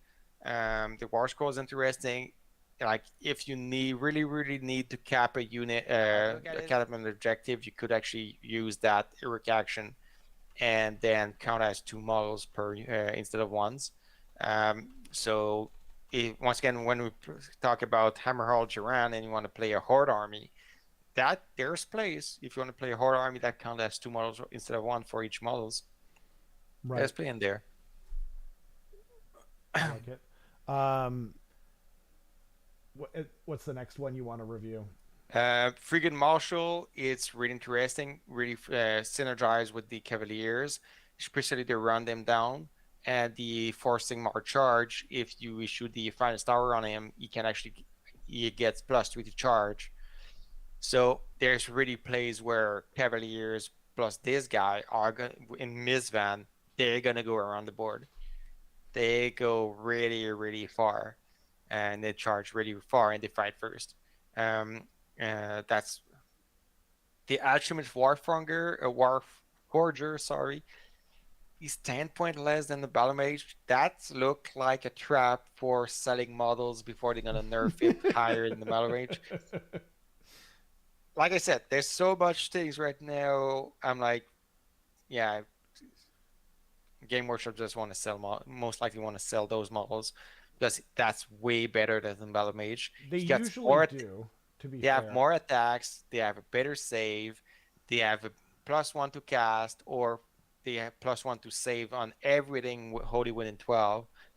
This Yeah. is just better than the Battle Mage, Also, you can't but it you costs 10 can't point less. and you don't have to interact. Like there's no interacting with it either. It's not Nope. like yeah. The runic crucible. There's no interaction. You're just either adding one to cast on this guy or adding +1 save on everything Holy Wind and Well. Right. Really good. And Blazing Weapon, the spell I was talking earlier, that is something that is actually monstrous. Those kind of spells usually are written as melee weapons, but this is not. It's only weapons, so you can actually put that spell on shooting units, and any unmodified 6 are going to be mortals in addition to damage. Like Keith says, auto include. I think at this it's point. An auto right. Like I said, it's an auto include right. Right now, most likely they want to sell those models. It's in the starting collector box or whatever that's going to come with the battle tomes. Okay. Yep, interesting. Battle Mage, the trinket system, I find it really interesting. There are not artifacts. You can actually customize your Battle Mage based on whatever trinket you want to use. Neat. There's plays. There's fluff stuff like the Enchanted Blades. You're not going to use it. Why would you get +2 attack on a Battle Mage? Yeah, that's pretty dumb. But yeah, I mean, he's a battle mage. That's why. Yeah. He's going into battle. Yeah, exactly. Path to Glory player are probably going to like it. Exactly. But yeah, it's interesting that +6 range, +6. There's stuff to do. I like the range. Once again, this is 100 points, and the Warforger is 90. So yeah. Right. The Battle Mage on Griffin, it have the same save as the Marshal on Griffin, which was one of my what's happening there. Otherwise, mostly everything's fine in there. Before I forget, Carson, was there anything that we missed that I'm just rolling through. I don't really have a special opinion, but you. Nope. Okay. I'm gonna roll through the humans, and then you can do the dwarves and the elves if you like. We won't be able to. We won't have time. I got like 10 minutes, and then I gotta run. So. That's I think. Yeah, we'll have to hit like a highlight reel here, LP. Okay, so the Hurricanum. Something you may want to look at is the Storm and Check deck right now goes up each rounds based on the amounts of dice you're going to roll is per round. Wow. And it's in each hero phase. Wow. It's not a shooting weapon anymore. It's a magic weapon, if I can call it. Yeah. So I've played it wrongly against Dale and Danny. Because I tried to use the pattern of battle to get +1 to wing on the Cavalier, and I tried to bring him forward as much as I could, and he just died in round 1 actually when they charged me back.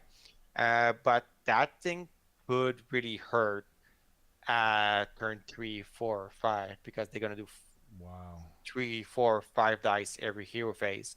It's 18-inch bubble, so there's way to be away from it, and you don't have to see them. That's what's crazy.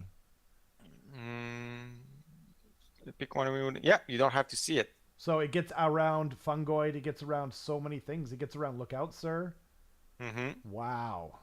Is it gonna get flagged? Most likely. Hopefully. But it's because once again it's a hero weapon. It's not, if I can call it that. It's not even a shooting weapon. Whew.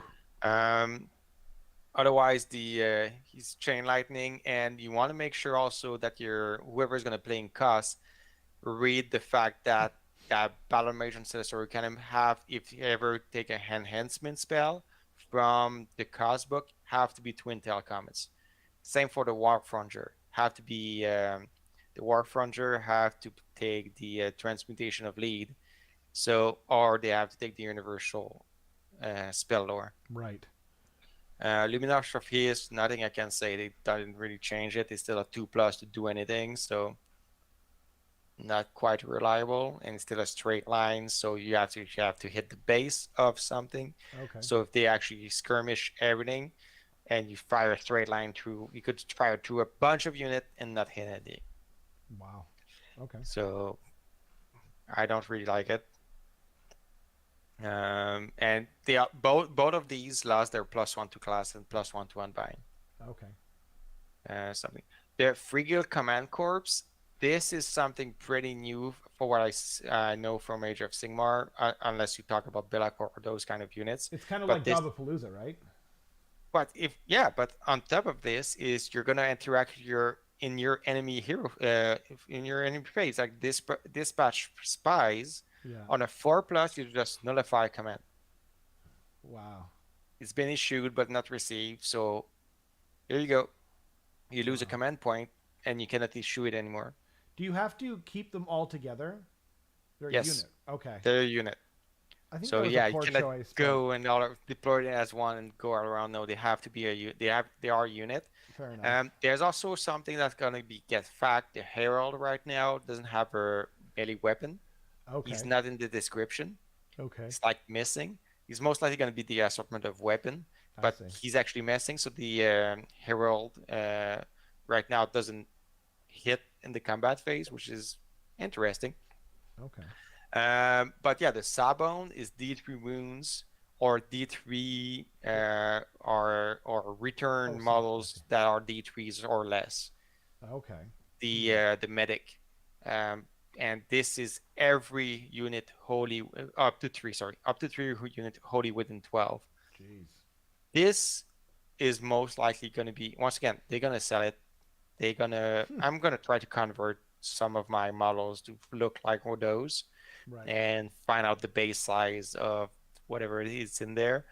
But this is a war school that say we want to sell in the first months, and most likely. But this I'm not sure is going to get nerfed because they are, to be specific, they are a bunch of points, but they most likely going to go up a bit in points to be actually worthwhile.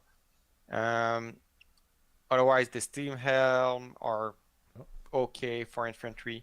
The Cavaliers are okay. I like the fact that we got back armored units on mounts instead of non-armored units on mounts. We lose in the scouts units on mounts, but yeah, the knights are back, and then we get the fusiliers, and Here we that's go. and that's the problematic war scroll we got there. Yeah. And So maybe we the should war read scroll, it out. the war scroll itself is not problematic. It's Okay. the stuff in the book on top of that war scroll Right. that make Yeah, it fair enough. problematic. Because the range of 24 and 12 when it move is okay, but there's an order out there that makes it to get a +3 move, Right. and keep the Castellite formation. Right. That order have to get fact that they don't get this Castellite formation anymore, and that would just fix most of it. But yeah, that war scroll, like the Illuminate archers, something's gonna happen. Something's gonna get nerfed, and they're gonna have to fear something. Go on, Carson. There's one thing that I want to bring up as well is that a lot of people overlook their resupply run ability, which is once per battle you can reroll hit rolls. It just says reroll hit rolls, not reroll failed hit rolls. Yes. So if you're really fiending after mortal wounds based on the Warforgers, you can just reroll everything that isn't a 6.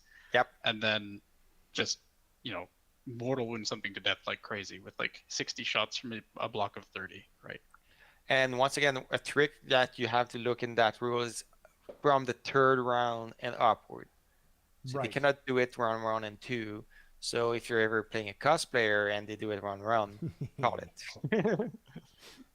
I like it. And also, it should be mentioned that if they don't move, they can take a fortified position, and then they basically have negative only, like basically, on negative, shooting.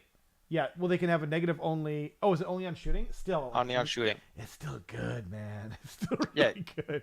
They have a 4+ save. That really impressed me because. But then they get all out defense because it's negative only, so it's a 3-up ethereal. You get a 3-up ethereal on shooting, but yeah, I was surprised they had a 4+ save. I was expecting a 5-up, or because all the shooting I have right now beside me are 6-up, short save. I guess they have that big giant shield in front of them, so. Because I was expecting the fortified position could get them to a 4-up, right? If they are fortified, but right now they can fight in combat and still have a 4-up. Wow. So I'm surprised by that. The Fruzy Major also have a really good save, and that this is actually interesting when it comes to the crab shot, because you're actually pinpoint models. So you can actually pinpoint 3 models in a unit, kill those 3 models, and then your opponent's just going to lose half of the unit from cohesion. Mm. Oh yeah, Um, good call. yep. So it's on a 6, but it could be hurt really those who do shaft cord lines. Because on a 6 you can, if you roll more than the rune characteristics, you just pick a model in that unit and that model is gone. So it's a hand of dust, but for in a shooting 24-inch range, and you have 3 dice to roll 6s. So it's gonna happen once and twice, one every 2 turns. Um, I find this interesting. The rangefighter, everybody that looked through it's a D6 more range more on something. Once again, there's so much stuff fluff in that book to get the shooting list happen, so I'm just not gonna go through it. Right on. Um, I Carson, do you think have we have something to time add? for one more scroll before I need to. Okay, so let me check what I want to talk about. Um, if we stay in the Yumis, the Great Cannon, I've looked at it. Let's go for the Great Cannon. I've looked Okay. at the Steam Tank. It's interesting, but the Steam Cannon is most likely the one I want to talk about because people are going crazy on this on the Greek Cannon. They Mm. have 2 attacks. They're most likely not going to hit anything most of the time. And that's something that's, and they are 150 points. They have the same range as the Fusiliers. Why Right. would you field a cannon if you can field a 10 guy Because it's Fusiliers? cool. It's It looked cool. super cool. And -4 rend. Yeah, but -4 rand Yeah. on a 4-up 2+, Yes. you're most likely gonna get 1 attack out of it, All out and attack. it's a D6 damage. Yeah. Could whiff a 1. Oh yeah. But it's Once cool. again, it's It's cool. so cool. Yeah.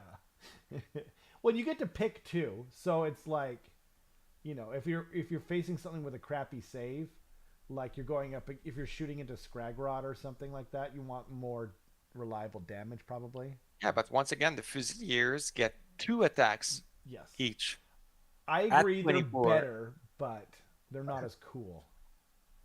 Yeah. I will fight you on the beaches. Yeah. This thing's pretty cool though. Like it's So pretty dope. I would suggest we just go down to points. Yeah. Oh sure. Okay.